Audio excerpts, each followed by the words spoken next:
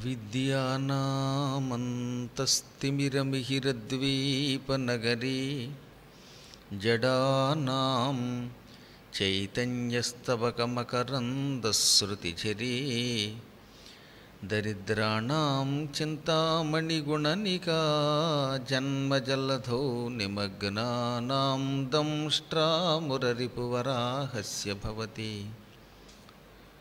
శుక్లాంబరధరం విష్ణుం శశివర్ణం చతుర్భుజం ప్రసన్నవదనం ధ్యాయేత్ సర్వవిఘ్నోపశాంతయే వందే గురుపదద్వంద్వమవాంగ్మానసగోచరం రక్తశుక్లప్రభామిశ్రమతర్క్యం త్రైపురం మహః నారాయణం నమస్కృత్య నరం చైవ నరోత్తమం దేవీం సరస్వతీం వ్యాసం తతో జయముదీరయేత్.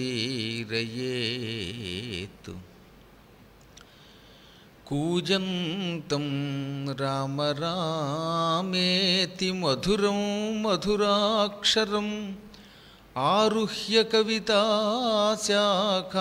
వందే వాల్మీకికోకిలం. ఆంజనేయమతిపాటలాననం కాంచనాద్రికమనీయవిగ్రహం పారిజాతతరుమూలవాసినం భావయామి పవమాననందనం. వైదేహీ సహితం సురద్రుమతలే హైమే మహామంటపే మధ్యే పుష్పకమాసనే మణిమయే వీరాసనే సుస్థితం. అగ్రే వాచయతి ప్రభంజనసుతే తత్వం మునిభ్యః పరం వ్యాఖ్యాంతం భరతాదిభిః పరివృతం రామం భజే శ్యామలం.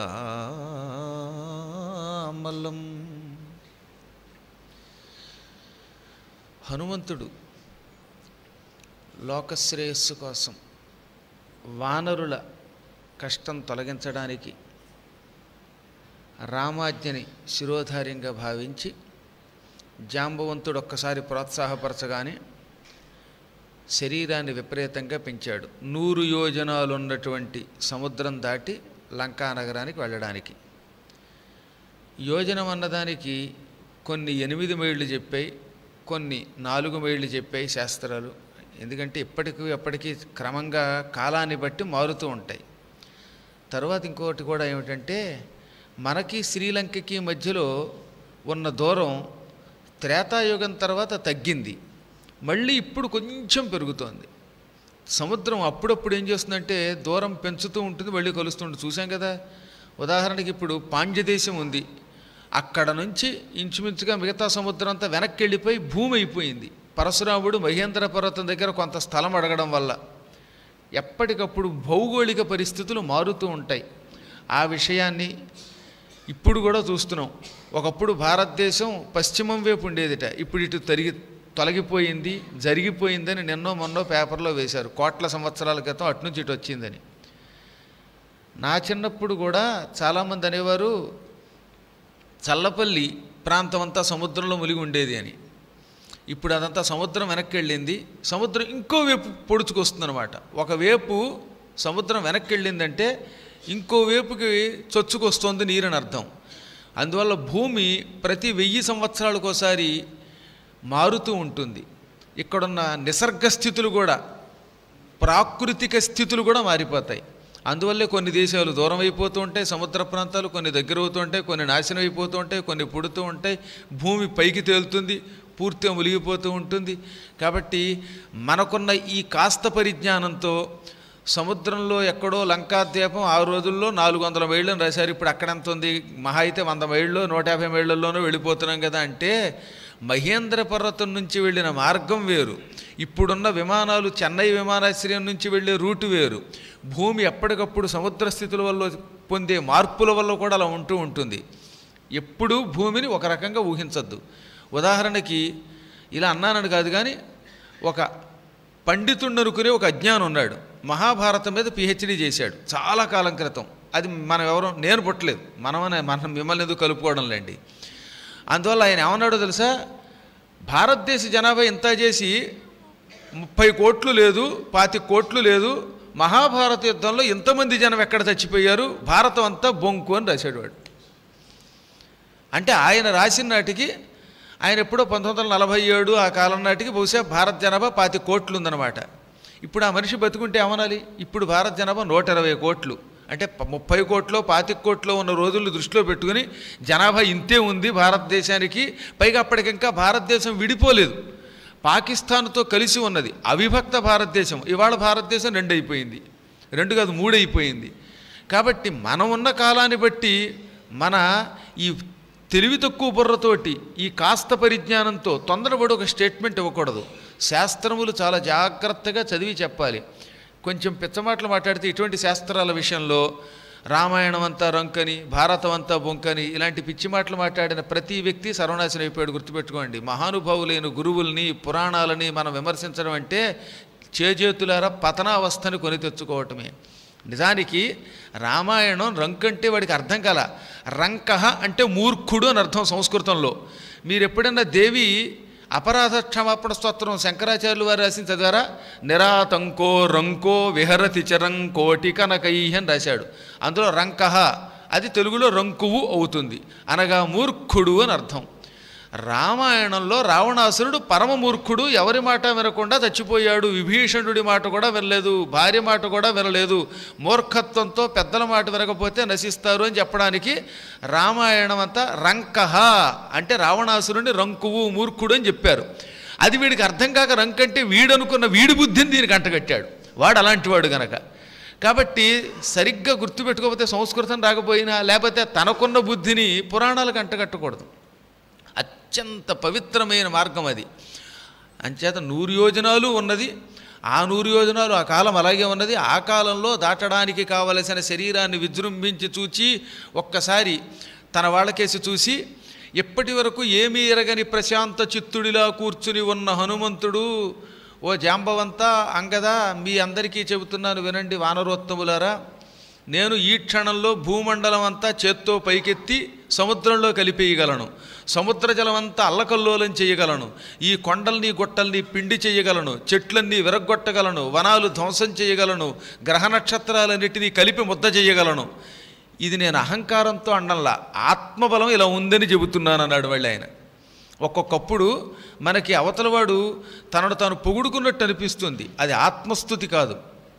చెప్పుకోవాలి కాబట్టి చెప్పుకోవాలి. ఉదాహరణకి ఇవాల్టి రోజుల్లో చూసుకుందాం, తనను తాను పొగుడుకోకూడదు, ఇతరులను తిట్టకూడదు. ఇది దృష్టిలో పెట్టుకుని ఒక ఆయన ఏం చేసేట, ఉద్యోగానికి దరఖాస్తు చెయ్యాలి. వీడు ఎంఏ గోల్డ్ మెడలిస్టు, అబ్బే నన్ను నేను పొగుడుకుంటే పాపం అని ఎంఏ ఫెయిల్డ్ అని రాశాడు అనుకోండి, వాడికి ఉద్యోగం ఇస్తారా? కాబట్టి అక్కడ ఆత్మస్థుతి కాదు, అది ఉద్యోగం రావడం కోసం తన క్వాలిఫికేషన్స్ చెప్పుకుంటున్నాడు, తన అర్హతలు. అప్పుడు అక్కడ తప్పక నేనున్నాను, నేను గోల్డ్ మెడలిస్ట్ని కాబట్టి నేను ఆ రోజుల్లో అప్లికేషన్ పెట్టినప్పుడు ఎంఏ గోల్డ్ మెడలిస్ట్ అని పెట్టాక వాళ్ళు అది పరిశీలించి ఇంటర్వ్యూ చేసి ఉద్యోగం ఇచ్చారు. ₹1 లంచం లేకుండా ఉద్యోగం సంపాదించాం ఆ రోజుల్లో. దిక్కుమాలిన ఉద్యోగం తర్వాత పోతే పోయింది, అది వేరే విషయం, కావాలని వదిలేసుకున్నా. కానీ చెప్పొచ్చేది ఏమిటంటే, ముందు మనిషి తనను తాను పొగుడుకోవడం అనరు దాన్ని, అర్హతలను చెప్పుకొనుట.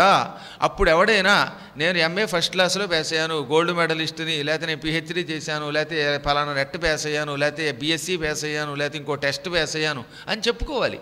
చెప్పుకోకపోతే వీడి అర్హతలు తెలియవు కనుక వాడికి ఉద్యోగం ఎవరు. ఉదాహరణకి ఇప్పుడు వీళ్ళే ఉన్నారు, చక్కగా కెమెరాతో షూటింగ్ తీస్తున్నారు, నాకు ఏమీ రాదండి ఉద్యోగం వండంటే ఇస్తారా? నేను అక్కడ చేశానండి, ఇక్కడ 5 ఏళ్ళ అనుభవం ఉందండి, టక అద్భుతంగా రికార్డు చేయగలనండి, వాయిస్ జాగ్రత్తగా చూస్తానండి అంటే ఓహో అని పరీక్షించి ఇస్తారు. నన్ను పొగుడుకోకూడదండి, నాకు ఏం రాదండి, నేను చవటనండి, నాకు ఉద్యోగం ఇవ్వండి అంటే మీరు ఎవరైనా ఇస్తారా?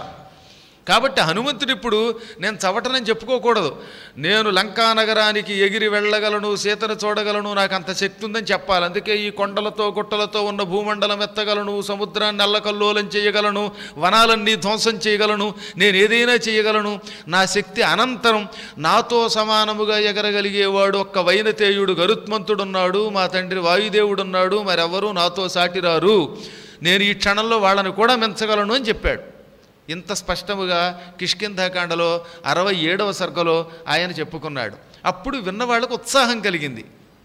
మీ కష్టం తీరుస్తాను తాత, నువ్వు చెప్పావు మొత్తం వామనావతారంలో ఉన్న విష్ణువు చుట్టూ అంత విశ్వరూపంతో ఉన్న ఆయన చుట్టూ 21 సార్లు తిరిగామని. అక్కడ దాకా నేను కూడా క్షణంలో ఎగరగలిగేంత శక్తితో ఉన్నాను. కానీ ఇప్పుడు నేను నేల మీద నుంచి ఆకాశంలోకి ఎగిరితే ఈ నేల కుంగిపోతుంది, నా బరువుకి తట్టుకోలేదు. నేను ఒక్కసారి నేలని బలంగా ఒక తొక్కి అప్పుడు ఎగరాలి. ఎగిరేవాడు ఏం చేస్తాడు, ఝామ్మని ఒకసారి కాళ్ళు నేలకి ఊతం చేసుకుని అప్పుడు పైకి ఎగరాలి. ఆ ఎగిరేటప్పుడు నా శక్తికి ఎక్కడున్న భూమి అంతా అధఃపాతాళానికి పోతుంది. కాబట్టి ఇప్పుడు నేను ఎగరాలంటే నాకు మంచి ఊతమున్న కొండ కావాలి. ఆ కొండ ఇక్కడే ఉంది, అది మహేంద్ర పర్వతం, అక్కడికి ఎక్కుతానన్నాడు ఆయన. మీరు నాతో రండి అన్నాడు. ఆ పక్కనే సముద్ర తీరంలో మహాపర్వతం ఉన్నది, దానికి మహేంద్ర పర్వతం అని పేరు. ఈ పర్వతం ప్రపంచంలో ఇక అంత పవిత్రమైన పర్వతం మరొకటి లేదని ప్రసిద్ధికి ఎక్కిన పర్వతం అది. పూర్వం ఇంద్రుడు ఆ పర్వతం మీద బ్రహ్మహత్యా పాపం తొలగించుకోవడానికి, పరమపూజ్యుడైన గురువుని చంపిన పాపం పోగొట్టుకోవడానికి కొంతకాలం యజ్ఞం చేశాడు, తపస్సు చేశాడు. త్రిశిరుడు అని పూర్వం ఒక మహానుభావుడు ఉండేవాడు. ఆయన చాలా గొప్పవాడు. ఆయనకే త్వష్ట అని కూడా పేరు. ఆయన ప్రజాపతి. ఆ త్వష్ట ప్రజాపతి ఒక కొడుకుని సృష్టించాడు. వాడికి 3 తలలు ఉండేవి.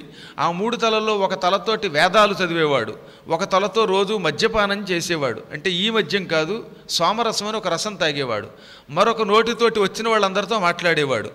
కొంతకాలం పాటు ఇంద్రుడు అసలు గురువుగారితో తగాదా పెట్టుకుని ఇతను గురువుగా పెట్టుకున్నాడు. ఈ కొత్త గురువుగారు ఇటు రాక్షసులకి గురువుగా ఉండేవాడు, దేవతలకి గురువుగా ఉండేవాడు. దాంతో ఇంద్రుడికి కోపం వచ్చింది. మా దగ్గర ఉద్యోగం చేస్తూ ఇంకో చోట కూడా నువ్వు ఆశీర్వచనం ఇస్తే ఎలాగా? ఒక కంపెనీలో పనిచేసేవాడు రెండో కంపెనీలోకి వెళ్ళడానికి వీలు లేదు, అది మా నియమం అన్నాడు. ఒరే, నువ్వు ఉద్యోగికి చెప్పా నియమం, నేను ఉద్యోగిని కాదు గురువుని, నువ్వు వచ్చి నమస్కరించావనుకో ఆశీర్వదిస్తాను, వాడొచ్చి నమస్కరిస్తే వాణ్ణి ఆశీర్వదిస్తాను. నాకు రాముడైన ఒకటే, రావణుడైన ఒకటే, నమస్కరించిన వాడిని ఆశీర్వదించడం గురువుల లక్షణం. గురువులకి పార్టీలు ఎందుకు ఉంటాయి? గుళ్ళోకి వచ్చారండి, గుళ్ళోకి వచ్చాక ఏ పార్టీ వాడు వచ్చినా శటకోపం పెట్టవలసిందే, ఎవరొచ్చినా అక్షతలు ఇవ్వవలసిందే. నువ్వు మా పార్టీ వాడివి కాదు అంటే అది గుడెవదు, అది కూడా ఇంకో పార్టీ కార్యాలయం అవుతుంది. కాబట్టి మాకందరూ ఒకటే అన్నాడు త్రిశిరుడు. దాంతో ఇంద్రుడికి ఆగ్రహం కలిగింది. వజ్రాన్ని ఎత్తాడు, ఒక్క దెబ్బతో చంపేశాడు. గురువుని చంపిన మహాపాపం పోదు కదా. ఆ పాపం పోగొట్టుకోవడానికి చాలా పెద్ద కథ నడిచింది, అదంతా మనకు అనవసరం. ఇక్కడ మహేంద్ర పర్వతం మీద యజ్ఞం చేసి అర్ఘ్యమిచ్చి ఆ పాపాన్ని వదిలించుకున్నాడు. ఇంద్రుడంతటి వాడి గురుహత్య బ్రహ్మహత్య పాపమును తొలగించిన అపూర్వ పర్వతము మహేంద్ర పర్వతం. మహేంద్రుడు అడుగుపెట్టిన స్థలం అన్నమాట అది. అక్కడ అడుగు పెడితే ఇప్పటికి కూడా రామేశ్వరానికి దగ్గరలో ఉంటాయి ఆ పర్వత శ్రేణులు. పరమ పాపాలు పోతాయి. ఎవరన్నా తెలుసో తెలియకో గురువుల్ని చంపినా, తల్లిదండ్రుల్ని దూషించినా, పూజ్యులైన పౌరాణికుల్ని తిట్టినా, ఇంకా పెద్దలైన పండితులు ఎవరినైనా దూషించినా, ఇలా పరనిందా పాపం తొలగడానికి మహేంద్ర పర్వతానికి వెళ్ళమని శాస్త్రం చెబుతున్నది. రామేశ్వరం వెళ్ళిన వాళ్ళు మహేంద్ర పర్వతం దగ్గరికి తీసుకెళ్ళమంటే తీసుకెడతారు. ఒక్కసారి అడుగు పెడితే అప్పటి వరకు చేసిన పాపాలు పోతాయి, మళ్ళీ ఇంటికి వచ్చి కొత్త పాపాలు చేసుకోవచ్చు. అప్పుడు మళ్ళీ ఇంకో సంవత్సరం ఎప్పుడో వెళ్ళి మళ్ళీ ఎప్పటికప్పుడు ఇలా ప్రక్షాళన చేసుకోవచ్చు. అంత గొప్ప అత్యద్భుతమైన పర్వతం మహేంద్ర పర్వతం. ఈ మహేంద్ర పర్వతం మీద చాలా కాలం నుంచి పరశురాముడు మకాం పెట్టాడు. ఆయన మకాం పెట్టడానికి కూడా కారణం ఉన్నది. 3 ఏళ్ళు 21 పర్యాయములు క్షత్రియులందరినీ గండ్రగొడ్డలు పెట్టి నరికి పారేశాడు ఆయన, వాళ్ళు చేసిన అపకారానికి కోపంతో.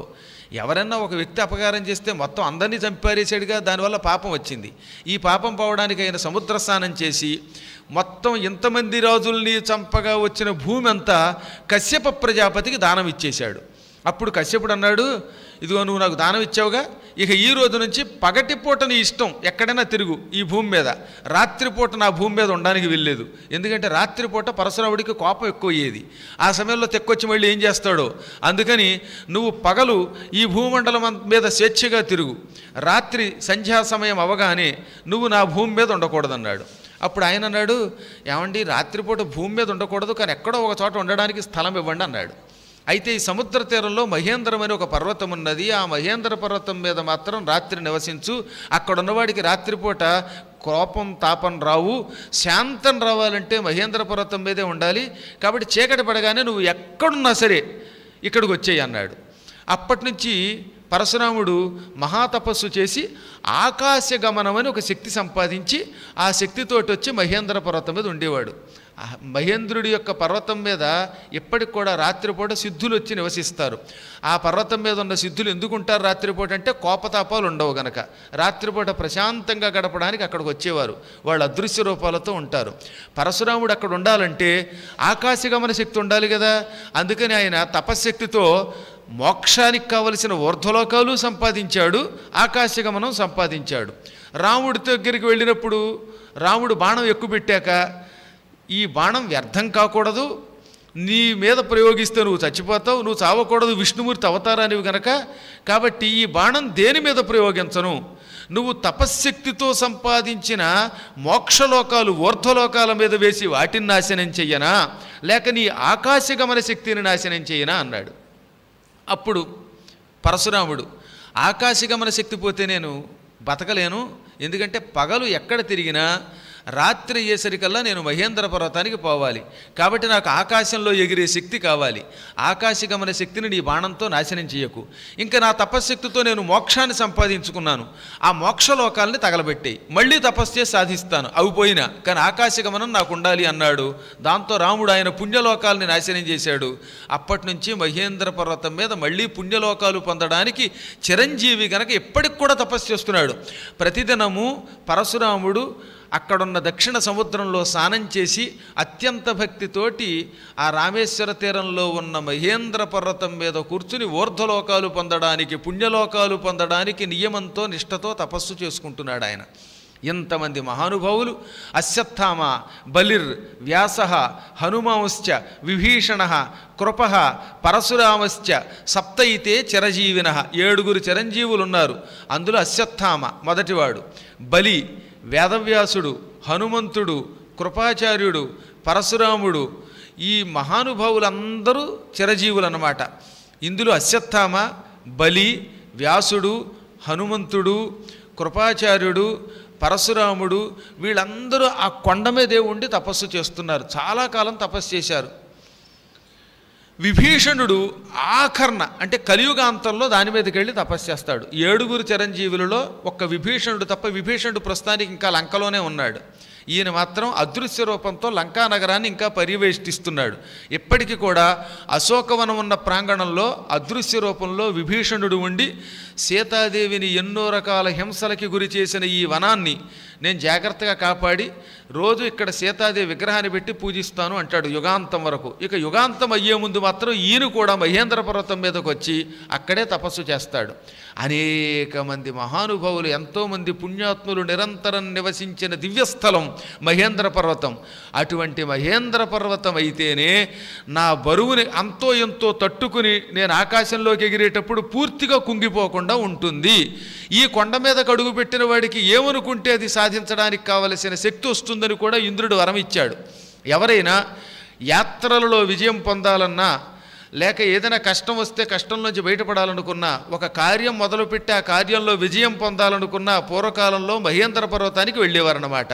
మహేంద్ర పర్వతం మీద అడుగు పెట్టాడా ఇంక వాడికి జీవితంలో ఏ పనిలోనూ అపజయం ఉండదు, విజయమే వస్తుంది. ఇన్ని కారణముల చేత హనుమంతుడు వానర వీరులారా నేను ఈ మహేంద్ర పర్వతం మీదకు అడుగు పెడతానన్నాడు. వెళ్ళి దాని మీదకి ఎక్కాడు. ఇక తక్కిన వానరులంతా కిందకి దిగారట. ఆ మహాపర్వతం మీదకు హనుమంతుడు మహాకాయంతో వెడితే ఆయనకి కిందున్న ఈ తక్కిన అంగదుడు, జాంబవంతుడు, నీలుడు ఇటువంటి వానరులంతా చిన్న చిన్న పిల్లకోతుల్లో కనపడుతున్నారు, కందపిలకల్లా కనపడుతున్నారట. పూర్వకాలంలో దానం ఇచ్చేవారు సరే కందపిలకని ఆ పిలకల్లా ఉన్నారు. అంటే ఈయన ఎంత పెరిగాడో ఆలోచించాడు ఒకసారి. ఆ మహాకాయానికి వీళ్ళంతా ఏదో బండి చక్రాల్లాగా గుడ్లులాగా పసిపిల్లలాగా అంటున్నారన్నమాట. అంత కళేబరాన్ని పెంచాడు. ఇక అక్కడ నుంచి ఆయన అసలు సిసలైన సీతాన్వేషణ కార్యక్రమానికి సంసిద్ధుడయ్యాడు. ఇప్పటి వరకు నడిచిందంతా కిష్కింధాకాండ, ఇక్కడి నుంచి నడిచేదంతా సుందరకాండ. వాల్మీకి మహర్షి నిజమైన కవి, ఋషి. ఋషి కవులు, కవి ఋషులు అని రెండు రకాలు. కవిత్వాన్ని ఋషులయ్యాక రాశారు కొందరు, అలా కాకుండా కవిత్వం రాసి ఋషులైన వాళ్ళు కొంతమంది. అందులో వాల్మీకి మహర్షి తపస్సు చేసి తపశ్శక్తితో రాసిన మహాకావ్యం ఇది. అందుకే ఆయన కావ్యంలో ప్రత్యక్షరము ఒక మంత్రం. ఎక్కడ పనికిరాని పదాలు కానీ, ఎందుకు లోకానికి ఉపయోగించినటువంటి వ్యర్థ పదాలు కానీ శ్లోకంలో ఛందస్సులో ఆయన ఎమర్చకుండా ప్రతి పదము సార్థకత పొందేలా రాశాడు. అంత అద్భుతమైన కవిత్వం. మన అదృష్టవశాత్తు రామాయణం, భారతం ఈ రెండు ఇతిహాసాలు కూడా సంపూర్ణంగా మంత్రశక్తులే. ఎందుకంటే రాసిన వాళ్ళిద్దరూ కూడా పరమ మహర్షులు కనుక. అందులోనూ ఆదికవి వాల్మీకిది ఇంకొంచెం చమత్కారమైన బాణి అన్నమాట. ఏమి మాధుర్యం అండి అసలు అది. దాన్ని నిజంగా పాడే వ్యక్తి ఉండాలి. కానీ దురదృష్టవశాత్తు ఆయన రాసిన శ్లోకాలని ఇప్పుడు పాడేవాళ్ళు తగ్గిపోయారు. నిజానికి వాల్మీకి 24,000 శ్లోకాలని లవకుశుల ద్వారా గానం చేయించాడు. పూర్వకాలంలో రామాయణం, పురాణం చెప్పాలంటే శ్లోకాలని ఏదో ఒక రాగంలో గానం చేయాలని ఒక కఠోర నియమం ఉండేది. ఇప్పుడు కలియుగం కదా, కలియుగానికి వాడికి ఏ నియమం లేదు, ఎవడు పడితే వాడే పండితుడు కనుక ఇష్టం వచ్చాడు చదివేస్తున్నాం. కానీ అందుకే అక్కడ లవకుశులు గానము చేశారు అని ప్రత్యేకంగా రామాయణంలో చెప్పారు. చూడండి ఈసారి మీరు ఆ శ్రద్ధతోటి. ఆ మహాత్ములిద్దరూ రాముడి కొడుకులు రామచరితని సీతాచరితని గానం చేస్తూ ఉంటే ఎండిపోయిన చెట్లు చిగురించేయట. అంత మాధుర్యం అన్నమాట అది. సతానముగా, పైగా ఎక్కడ శృతి, తానము, రాగము ఇటువంటివి పక్వతని పక్కకి పోనివ్వకుండా అంత శృతిబద్ధంగా వాళ్ళు పాడారు. అది ఎరిగినటువంటి వాడు ఆయన. అసలు శ్లోకంలోనే అటువంటి శృతిని ఇమిడ్చాడు. ఏ రాగంలో అయినా ఈ శ్లోకం పాడవచ్చు. చిత్రం ఏంటో తెలుసా, ఈ ప్రపంచంలో తెలియని రాగంతో సహితంగా ప్రతి రాగములోనూ ఈ శ్లోకాలు పాడచ్చు. అలా రాశాడు ఆయన. అందులో బాలకాండ అని పేరు పెట్టాడు రామాయణానికి. ఎందుకంటే రాముడు, లక్ష్మణుడు, భరతుడు, శత్రుఘ్నుడు నలుగురు చిన్నపిల్లలుగా ఉండి వాళ్ళు చేసిన లీలలు. 16 ఏళ్ళు వచ్చే వరకు వాళ్ళని బాలురు అంటారు. బాల శబ్దానికి చాలా అర్థాలు ఉన్నాయి. అందులో ఒక అర్థం ఏమిటంటే గ్రహణధారణ పటుహు బాలహ. కష్టపడి చదువుకుని సంవత్సరం పాటు దాన్ని కంఠస్థం చేసి ఒక్కరోజు పరీక్షలో దాన్ని రాయగలిగేవాడు బాలుడు. గురువులు శిష్యులకి పాఠం చెప్పారు. చెప్పగానే దీన్ని వీడేం చేయాలి, గ్రహించాలి. గ్రహించి కంఠస్థం చెయ్యాలి. ఈ కంఠస్థం చేసిన దాన్ని పరీక్షల్లో చూడకుండా రాయాలి. అలా రాయగలిగితే వాడిని బాలుడు అంటారు. పూర్వకాలంలో పుస్తకాలు అక్కర్లేకుండా ఒక 2 ఏళ్ళు 3 ఏళ్ళు గురువులు అలా పాఠం చెప్పుకుపోతూ ఉంటే వాళ్ళు వల్లె వేసుకుని కంఠస్థం చేసి అప్పగించేవారు. ఇప్పుడు కూడా అంతే. పిల్లలు ఏ ఇంటర్మీడియట్ అవో రాస్తున్నారు అనుకోండి, పరీక్షలు రాస్తున్నప్పుడు ఏమిటి, సంవత్సరం పాటు కఠోర నియమంతో కష్టపడి చదివి దాన్ని ధారణ చేసి ఒకే పరీక్షలో రాసేయాలి. అంతే కదా. 5 పేపర్లు ఉన్నా ఆ 3 గంటల్లో ఈ ఏడాది పాటు చదివిందంతా అక్కడ రాయవలసిందే. ఆ పరీక్షలో నిలబడి జ్ఞాపకం పెట్టుకున్నవాడిని బాలుడు అంటారు. గ్రహణ ధారణ పటుహు బాలహ. బాలుడు అనగా ముందు గ్రహించి ఆ గ్రహించిన దాన్ని జ్ఞాపకం పెట్టుకుని దానిని పరీక్షల్లో అప్పగించగలిగేవాడు బాలుడు. రామలక్ష్మణులు, భరత శత్రుఘ్నులు ఈ నలుగురు కూడా విశ్వామిత్రాదులు ఇచ్చింది కానీ ఇంకా మహానుభావులైన వశిష్ఠాదులు ఇచ్చిన విద్యలన్నీ కంఠస్థం చేసి అప్పగించారు. పెళ్ళయ్యేంత వరకు వాళ్ళు అలా చదువుకుంటూనే ఉన్నారు. అందువల్ల ఈ బాలుర యొక్క చరిత్ర కనుక అది బాలకాండ అన్నారు. బాలోపి మూర్ఖ అని, బాలుడు అంటే మూర్ఖుడు అని. మొండి పట్టుదలతో ఇక నేను ఇంతే ఇలాగే చేస్తానని పళ్ళు పటపట కొరికితే కూడా వాడిని కూడా బాలుడు అంటారు. అందుకే బాలుండకు శిశుపాలుండు అన్నారు. ఎందులో, మహాభాగవతంలో 7వ స్కందంలో. ఇక్కడ శిశుపాలుడికి పెళ్ళి అయ్యింది, ఏకంగా పిల్లలు ఉన్నారు, వాడికి మనవడు కూడా పుట్టాడు. ఆ సమయంలో కృష్ణుడి చేతిలో చచ్చాడు. మనవడు పుట్టాక బాలుడు అంటాడు ఏమిటి అని కొందరికి అనుమానం. మూర్ఖుడు అని అర్థం అన్నట్టు, మొండిగా ఉంటాడు. అలాగా బాలకాండలో మొండిగా ఉన్నటువంటి వాళ్ళు కూడా ఉన్నారు. ఎవరు అందులో? ఒకటి పరశురాముడు, ఎన్ని చెప్పినా మొండిగానే ఉన్నాడు. అందులో మారీచ స్వబాహులు మొండి పీనుగులు, ఇంకా భయంకరం తాటక మొండిది, కైక మొండిది. ఈ అందరూ మొండి వాళ్ళందరూ ఉన్నారు కదా, అందుకని కూడా బాలకాండ అన్నారు దానిని. ఇక రెండవది అయోధ్యలో జరిగిన ఘట్టాలు, పరిపాలన, యువరాజ పట్టాభిషేకం, అరణ్యవాసానికి కావలసినటువంటి ఈ వెనక ఉన్న చరిత్ర ఇవన్నీ ఉన్నాయి కనుక కథంతా ఎక్కువ భాగం అయోధ్య చుట్టూ తిరిగింది కనుక అయోధ్యాకాండ అని పేరెట్టారు. అయోధ్య అనే పేరు రావడానికి మరొక కారణం కూడా ఉన్నది. అక్కడ ఉన్న యోధులను ఈ సృష్టిలో ఎవ్వరూ జయించలేరు. జయించడమునకు వీలు కాని యోధులు కలిగిన స్థలం. అయోధ్యానగరం మీదకి దండయాత్ర చేసి అది ఏర్పడినప్పటి నుంచి దాన్ని జయించిన వాళ్ళు ఆ కాలంలో ఒక్కళ్ళు లేరు. ఇక్ష్వాకు వంశం పరిపాలన చేసినంతకాలం అయోధ్యానగరాన్ని ఎవరూ జయించలేకపోయారు. ఆఖరికి దశరథుడి కాలంలో కూడా. దశరథుడు కూడా దేవదానవ యుద్ధంలో దేవతలకి సాయం చేసిన వీరుడు. ఒక్క పరశురాముడు అంటే భయపడ్డాడు తప్ప ఆయన ఇంకెవరికీ భయపడలేదు. కాబట్టి వీరాధి వీరులకు నిలయమైన అయోధ్య గురించిన గొప్ప కథ కనుక అయోధ్యాకాండ అన్నారు. ఆ తర్వాత రాముడు లక్ష్మణుడితో సీతతో అరణ్యవాసం చేశాడు కనుక మొత్తం కథంతా అరణ్యవాసం చుట్టూ తిరుగుతూ ఉంటుంది కనుక అరణ్యకాండ అన్నారు. అక్కడ నుంచి కిష్కింధా నగరానికి వెళ్ళి కిష్కింధ గందరగోళము, సింహాసనం పరిపాలించడానికి కావలసిన అర్హతను సుగ్రీవుడికి కలిగించడం ఇవన్నీ ఉన్నాయి కనుక దాన్ని కిష్కింధ అన్నారు. చివరి యుద్ధం చేశాడు కనుక యుద్ధకాండ అన్నారు. యుద్ధం అయిపోయాక సింహాసనానికి వెళ్ళాడు కనుక ఉత్తరకాండ అన్నారు. మధ్యలో ఈ సుందరకాండకి మాత్రం 5వ కాండకి మాత్రం లంకాకాండాన్ని కానీ సీతాకాండాన్ని కానీ హనుమత్కాండని కానీ ఏమీ పెట్టకుండా ఉట్టి సుందరకాండాన్ని ఎందుకు పేరు పెట్టాడు వాల్మీకి మహర్షి అని ఇప్పటికీ చాలామందికి అనుమానం.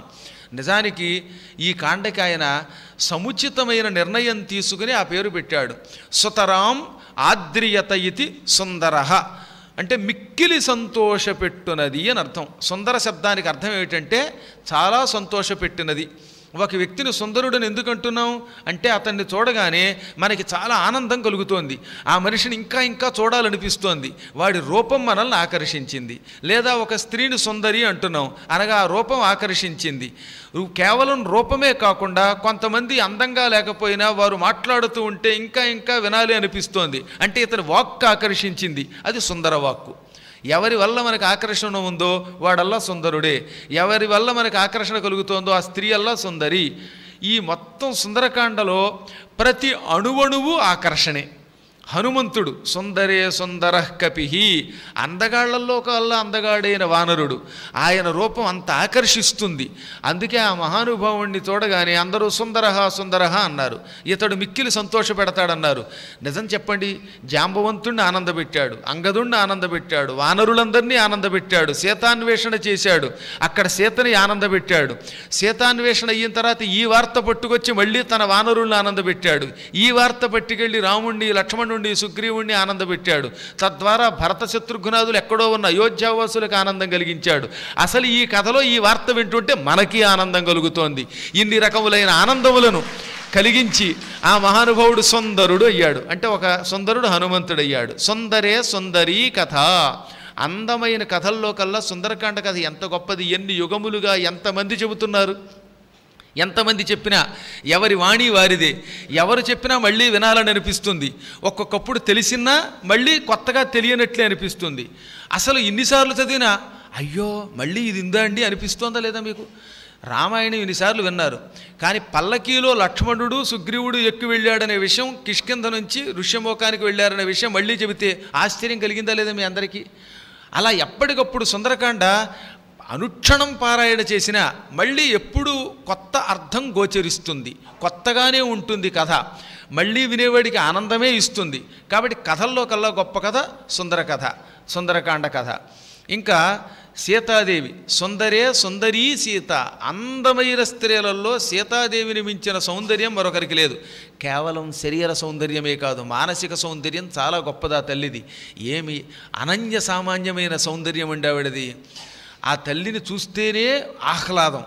కాకపోతే రావణాసుడికి దురదృష్టవశాత్తు కామపూరితమైన సౌందర్యం కనబడింది. కానీ ప్రతి వ్యక్తి భక్తితో సాష్టాంగ నమస్కారం చెయ్యాలని కోరుకునే అపూర్వ లావణ్యం సౌందర్యవతి సీతాదేవిది.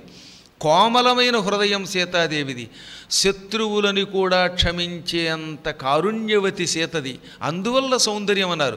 సౌందర్యం అంటే మనిషి తెల్లగా ఉంటేనో నగలు పెట్టుకుంటేనో స్మార్ట్గా ఉంటేనే సౌందర్యం కాదు, అది తాత్కాలిక సౌందర్యం. పెళ్లి చూపుల్లో అందంగా సన్నగా ఉందని పెళ్లి చేసుకున్నావు, పెళ్ళైన మర్నాడే ఇంత లావైపోతే ఏం చేస్తావు? అప్పుడు ఈ సౌందర్యం ఏమైపోతుంది? మన కళ్ళ ముందు చూస్తున్నాం కదా, క్షణాలలో జుట్టు మార్పు వస్తోంది, కట్టు మార్పు వస్తోంది, బొట్టు మార్పు వస్తోంది, మనిషి ఎందుకు పనికి రాకుండా పోతాడు. కాబట్టి ఈ సౌందర్యం, శరీర సౌందర్యం అశాశ్వతం. శాశ్వతమైన సౌందర్యం మనస్సౌందర్యం. మనస్సు అపూర్వమైనటువంటి ఆకర్షణని కలిగి ఉంటే, అందరినీ ప్రేమించే తత్వం ఉంటే, మాట ఆచితూచి మాట్లాడితే, అసభ్యత అనే పదం నోటి నుంచి రాకుండా ఉంటే వాళ్ళని సుందర స్త్రీలు అంటారు. సీతాదేవి జీవితంలో ఒక్క లక్ష్మణుణ్ణి తప్ప ఒక్కసారి, అది కూడా ఇంత కథ నడవాలి కాబట్టి దెప్పింది తప్ప, ఇంకా ఎప్పుడూ సీత నోటి నుంచి అసభ్యమైన పదం ఒక్కసారి వచ్చిందా? ఎంత జాగ్రత్తగా మాట్లాడిందండి ఆవిడ, ఆచితూచి మాట్లాడింది. తెలిసిన మీకు ఆవిడ చేసింది ఒక్క తప్పు. అదేమిటంటే, లక్ష్మణుణ్ణి ఇది మారీచుడిని చంపడానికి రాముడు వెళ్ళినప్పుడు మారీచుడు రాముడి కంఠాన్ని అనుకరించి హా లక్ష్మణ హా సీత అనగానే వెళ్ళు మీ అన్నగారి కోసం అంది. ఆయన వెళ్ళనన్నాడు. నువ్వు నీచుడివి, నీ ద్రోహబుద్ధి నాకు అర్థమైంది, అన్న చచ్చిపోతే నన్ను వశం చేసుకుందాం అనుకుంటున్నావు కదా అంది. అంత మాట అనగానే తట్టుకోలేక గాయపడి వెళ్ళాడు ఆయన.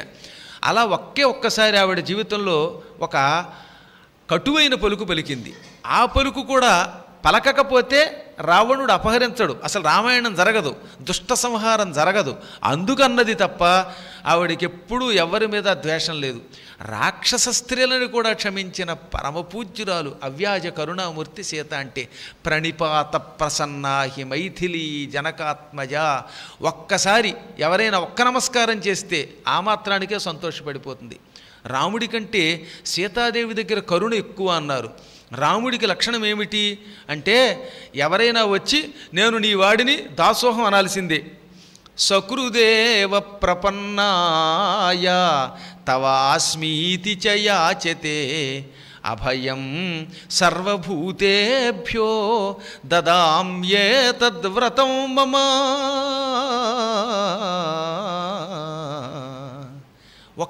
ఒక్కసారి ఎవడైనా తవ అస్మి నేను నీ వాడిని రామా అని అడిగితే, వాడు ఎవడైనా శత్రువైనా అందరికీ నేను అభయం ఇస్తానన్నాడు. అభయం సర్వభూతేభ్య దదామి ఏతత్ వ్రతం మమ. నాకు ఒక వ్రతం ఉన్నది. ఎవడైనా నేను నీ వాడిని రామా అంటే, వాడు నా శత్రువైనా నా ప్రాణం తీసేవాడైనా ఎంత దుర్మార్గుడైనా వాడికి అభయం ఇచ్చి రక్షిస్తాను. కాకపోతే వాడు నన్ను నేను నీ వాడినని శరణు కోరాలి. కానీ సీతలా కదట, శరణు కోరకపోయినా రక్షిస్తుంది. శరణు అంటే రక్షించేవాడు రాముడు, శరణు అనకపోయినా తనని హింసించిన వాళ్ళని కూడా రక్షించే లక్షణం సీతకి. అయితే ఇద్దరూ ఒకే రకంగా ఉండకూడదు సుమా. సీతాదేవి ఎవరిని పడితే వాడిని రక్షిస్తోంది కదా అని అభయం అడగని వాడిని పాపాత్ముడిని కూడా రాముడు కూడా రక్షించడం మొదలెడితే అప్పుడు దుష్ట శిక్షణ జరగదు. భార్యాభర్తలు ఇద్దరి దగ్గర దాతృత్వం ఉంటే కొంప కొల్లేరైపోతుంది. మొగుడు దారిని మొగుడు దానం ఇచ్చి భార్య దారిని భార్య దానం ఇస్తే చివరికి ఇద్దరు కలిసి రోడ్డు మీద పడి ఉంటారు.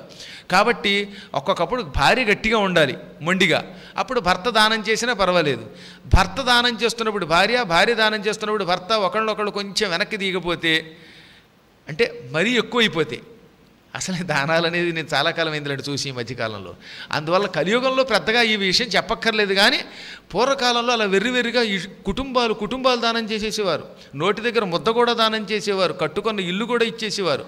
అలాంటప్పుడు కొంచెం భార్యాభర్తల్లో ఒకళ్ళైనా జాగ్రత్తగా ఉంటే కుటుంబం నిలబడుతుంది. రాముడు జాగ్రత్త పడకపోతే మళ్ళీ సీత మాత్రంలో సీతలాగే ఆయన కూడా అవ్యాజ కరుణామూర్తి అయిపోతే ప్రమాదం కనుక కొంచెం జాగ్రత్త వహించేవాట. అంతే తప్ప ఆ ఇద్దరు ఒకరిని మించిన వారు, ఒకరి కోసం ఒకరు పుట్టినవారు.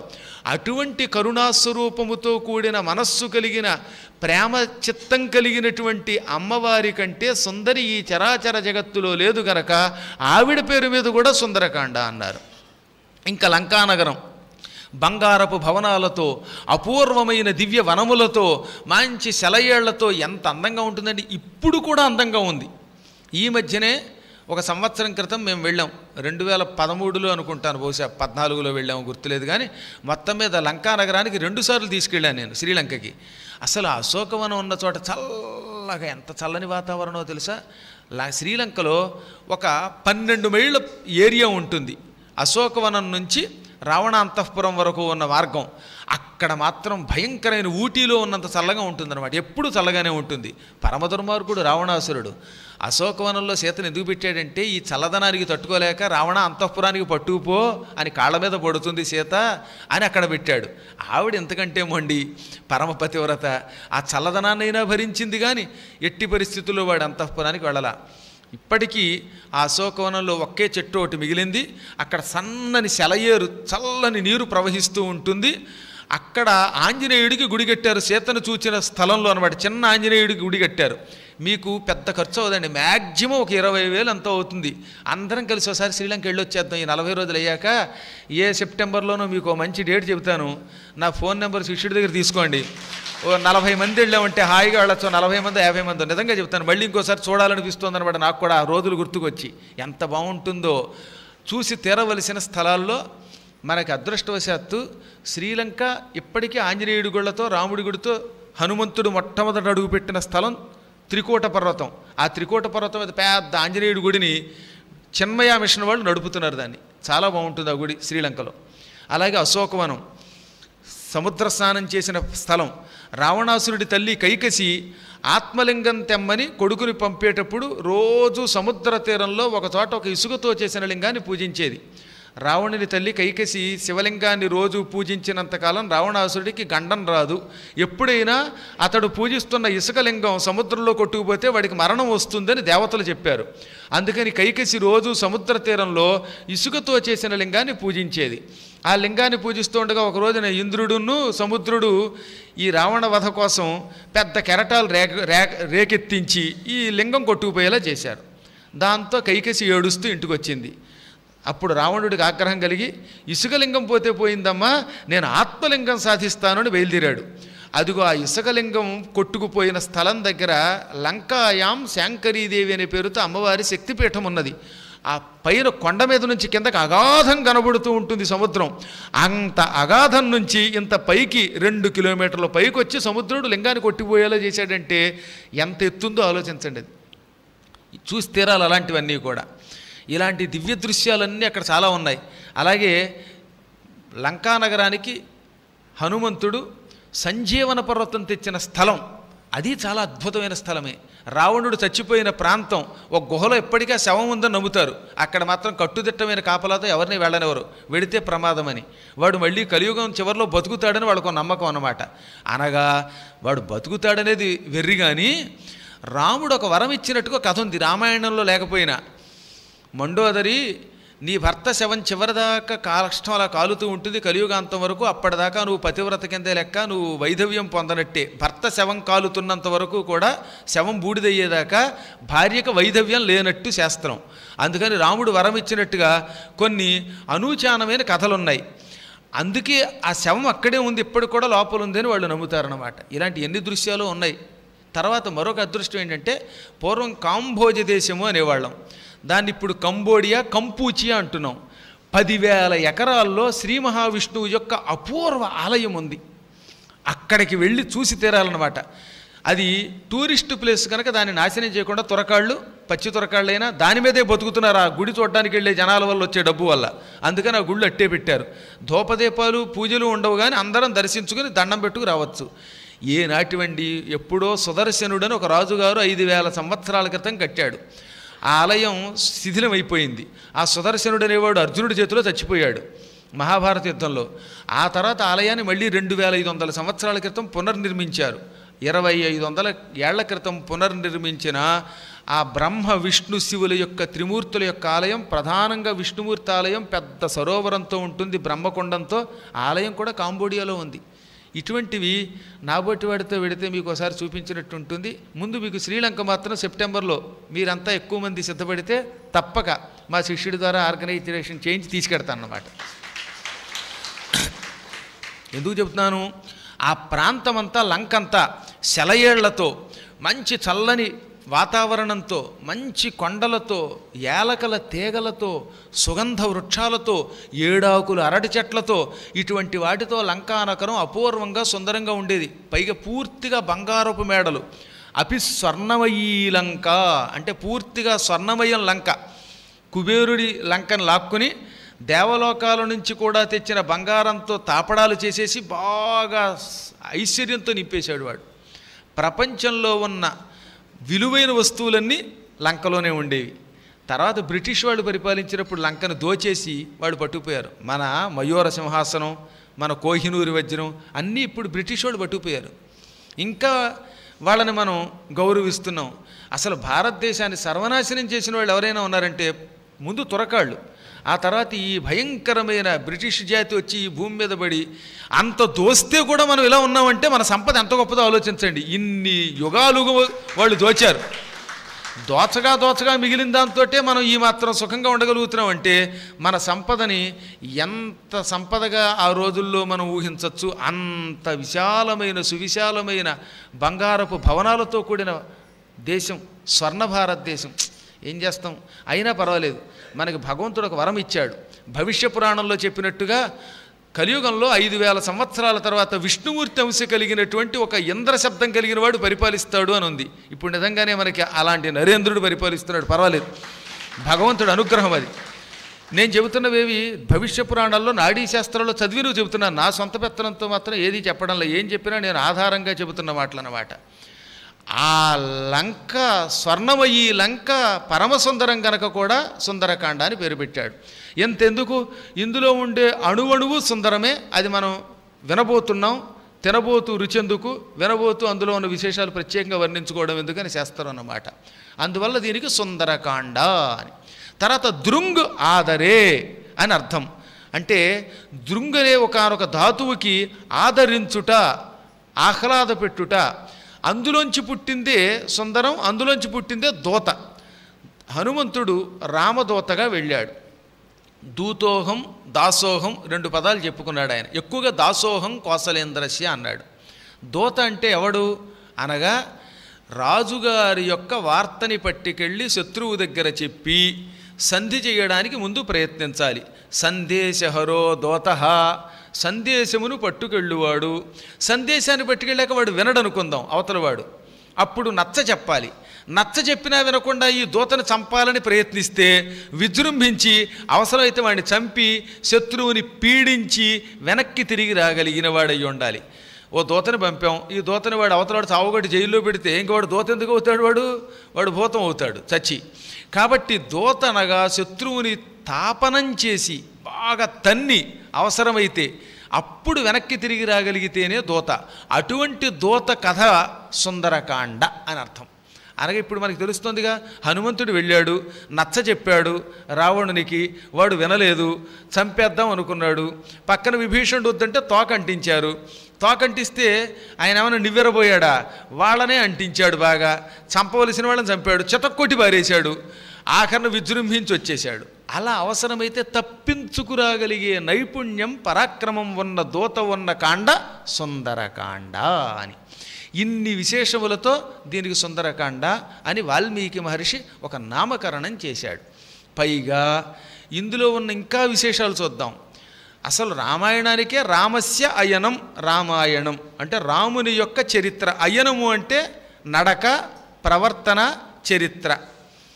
నడక అంటే ఏమిటి? వాడి యొక్క క్యారెక్టర్ అని ఇంగ్లీష్లో దాన్ని వాడతాం అన్నమాట. ఒక వ్యక్తి యొక్క ప్రవర్తన శీలమును అయనం అంటారు. రాముని శీలము, రాముని కథ, రాముని నడవడిక అని అర్థం. రామస్య అయనం రామాయణం. దాన్ని సవర్ణ దీర్ఘ సంధి అంటారు. రామ అయనం రామాయణం. అయనంలో నా ఎందుకు అవుతుంది అని అనుమానం రావచ్చు. రేప ఉన్నప్పుడు, రకారం ఉన్నప్పుడు నా అవుతుంది. అందుకే ప్ర అన ప్రాణ అవుతుంది. అలాగే రామ అయన రామాయణ అయ్యింది. కేవలం రాముడి చరిత్ర అనుకుంటారేమోరా, సంస్కృతంలో రామా అంటే ఆకారాంత స్త్రీలింగ శబ్దానికి స్త్రీ, సీత అని అర్థం. రామా అనగా ఆడుది, స్త్రీ. రామ అయనం రామాయణం, అది కూడా రామాయణమే. అంచేత ఇక్కడ సీతాదేవిని కూడా అందులో పెట్టాడు. రామ అయనం రామాయణం అంటే రాముడి చరిత్ర, సీత చరిత్ర.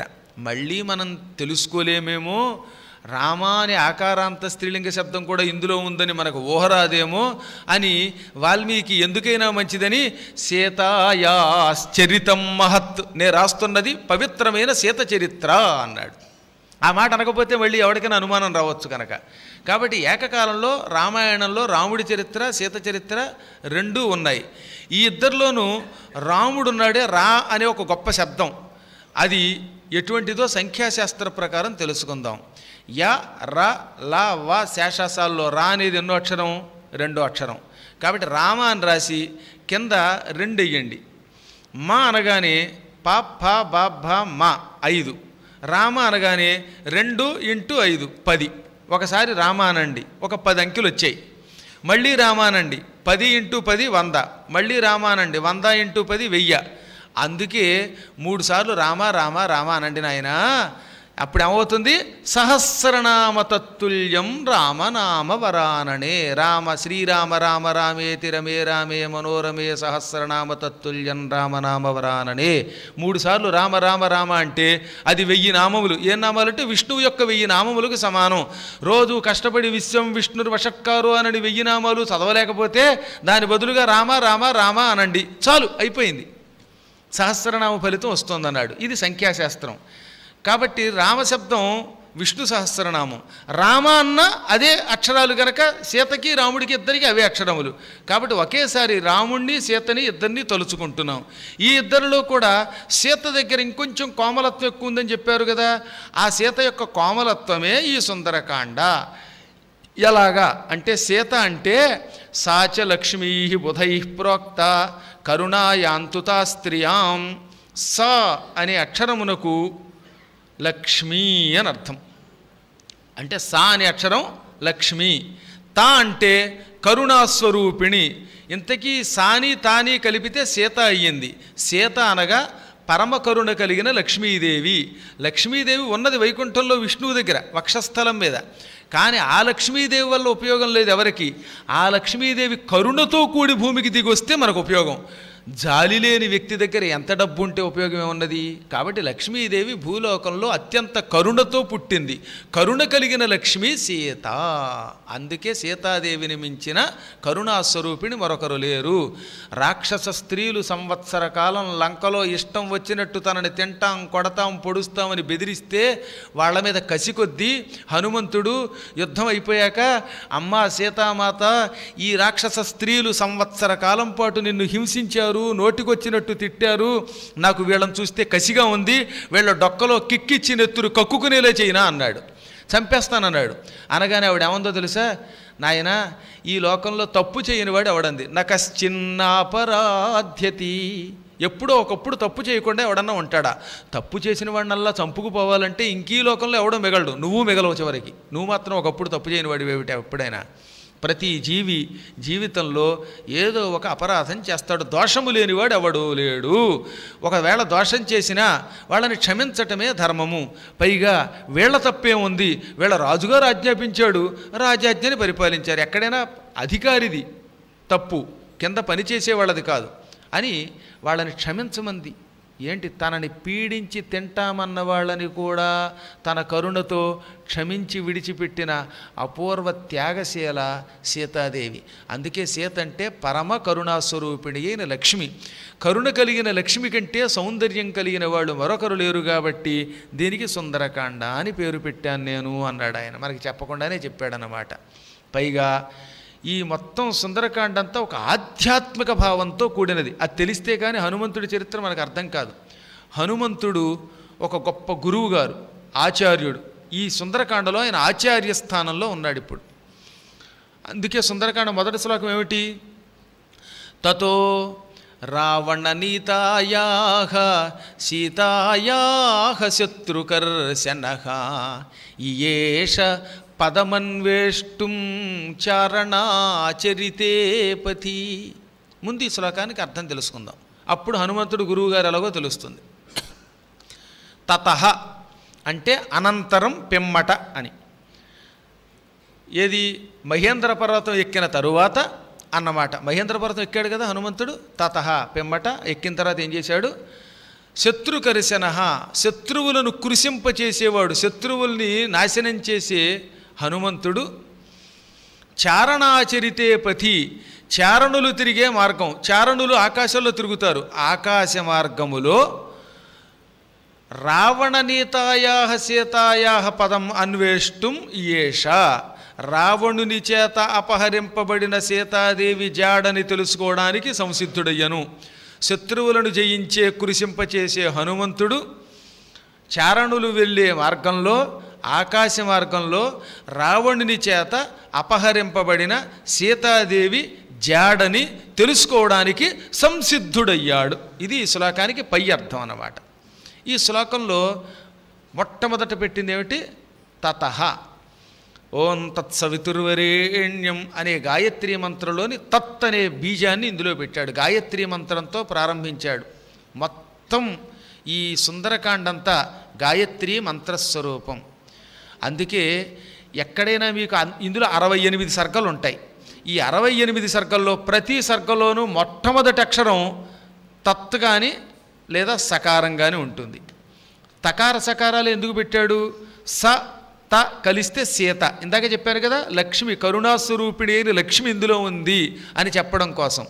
ఎక్కడైనా ఒక 4-5 సర్గలలో మాత్రం మొదటి అక్షరములో పెట్టకపోయినా రెండో శ్లోకంలో మళ్ళీ తకారమో సకారమో పెట్టి మనకి సీతని విడిచిపెట్టకుండా అట్టే పెట్టాడు. ఈ సీత తత్సవితుర్వరేణ్యమనే గాయత్రీ మంత్ర స్వరూపిణి. తత్తులో ఉన్న తకారము, సవితుర్వరేణ్యంలోని సకారము, ఈ రెండూ కలిస్తే సీత. అనగా సీత పరమ గాయత్రీ స్వరూపిణి. రామాయణం గాయత్రీ మంత్రం, సుందరకాండ సంపూర్ణంగా గాయత్రీ మంత్రమే. సీత అంటే గాయత్రీ స్వరూపమే. తనను గురించి గానము చేసేవారిని రక్షిస్తుంది గనక గాయత్రి అన్నారు. గాయత్రి అంటే అర్థం ఏమిటి? గాతారం త్రాయతే యస్మాత్ గాయత్రి ఏనముచ్యతే. ఎవరు తనను గురించి గంభీరంగా గానం చేస్తారో, ఎవరు తనను గురించి పదే పదే పాడుతూ ఉంటారో అటువంటి వాళ్ళని రక్షిస్తుంది కనుక అమ్మవారిని గాయత్రి అన్నారు.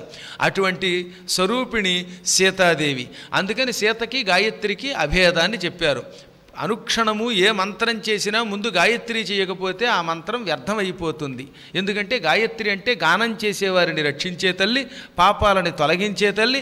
పాప ప్రక్షాళన అయితే కానీ మంత్రం మన ఎడల పని చెయ్యదు గనక ముందు పాపాన్ని తొలగించే మంత్రం అన్నమాట. అది తత్సత్తు సకార తకారాలు సీత. అందులో తత్తుతో మొదలయ్యింది. ఇంకొకటి ఏమిటంటే ఉపనిషత్తులన్నీ ఓం తత్సత్ అని మొదలవుతాయి. ఆఖరణ కూడా చిట్ట చివరన ఏదైనా యజ్ఞం పూర్తయినా, పురాణం పూర్తయినా చిట్ట చివరన హరి ఓం తత్సత్ అంటారు కదా. తత్ అంటే అది. అది అంటే బ్రహ్మ పదార్థము, పరబ్రహ్మ. ఈ లోకములంతటినీ వ్యాపించే పరబ్రహ్మని తత్ అంటాం. సత్ అంటే జ్ఞానస్వరూపుడు, ఉండేవాడు, నాశనరహితుడు. ఈ చరాచరమంతా వ్యాపించి ఉన్న పరమాత్మ సచ్చిదానంద స్వరూపుడు, నాశనము లేనివాడు అని అర్థం అన్నమాట. వేదం ఏమంటోంది? రసో వై సహ.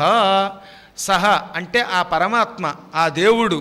రసహ ఆనందము. భగవంతుడంటే ఆనందస్వరూపుడు.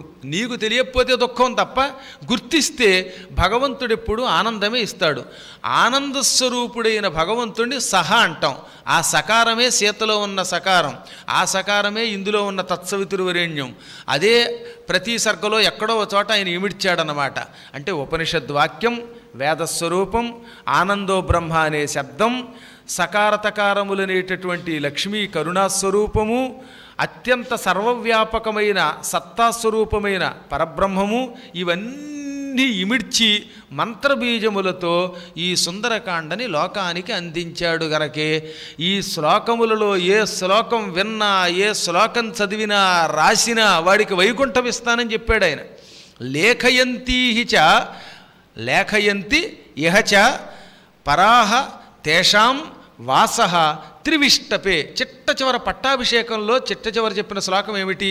ఎవడైనా రామాయణాన్ని చూసి రాసి పెడితే కాగితాల మీద లేఖయంతి, రాసిన వానికి, రాసిన వారికి బహువచనం అన్నమాట. అటువంటి వాడి ఇహ ఈ లోకంలో రాసిన వారికి తేషాం వాసః త్రివిష్టపే, స్వర్గంలో స్థానం ఉంటుంది. స్వర్గం అంటే ఇంద్రుడున్న స్వర్గం అని కాదు ఇక్కడ అర్థం. పరబ్రహ్మస్వరూపుడైన వైకుంఠనాథుని సన్నిధానంలో ఉంటాం. అందుకే పూర్వకాలంలో సుందరకాండని రోజు ఒక శ్లోకమో 2 శ్లోకాలు కాగితాల మీద రాసేవారు. శ్రీరామ రామ రామ అని రామకోటి రాసినట్టుగా ఈ శ్లోకాలు కూడా రాసేవారు. రాయడం వల్లే లాభం. ఇప్పుడంటే ప్రింటింగ్ మిషన్స్ వచ్చాయి, కానీ ప్రింటింగ్ మిషన్ లేని రోజుల్లో వాల్మీకి రామాయణం రాశాడు. అప్పుడు ఏం చేశారు? శిష్యులు విని తాళపత్రాల మీద రాశారు. వారందరికీ వైకుంఠం వచ్చింది. వారి దగ్గర వాళ్ళ శిష్యులు విన్నారు, వాళ్ళు తాళపత్రాల మీద రాశారు. వారంతా స్వర్గాది లోకాలు పొందారు. ఎంత రాసినా ఎంతో కొంత ఫలితం వస్తుంది.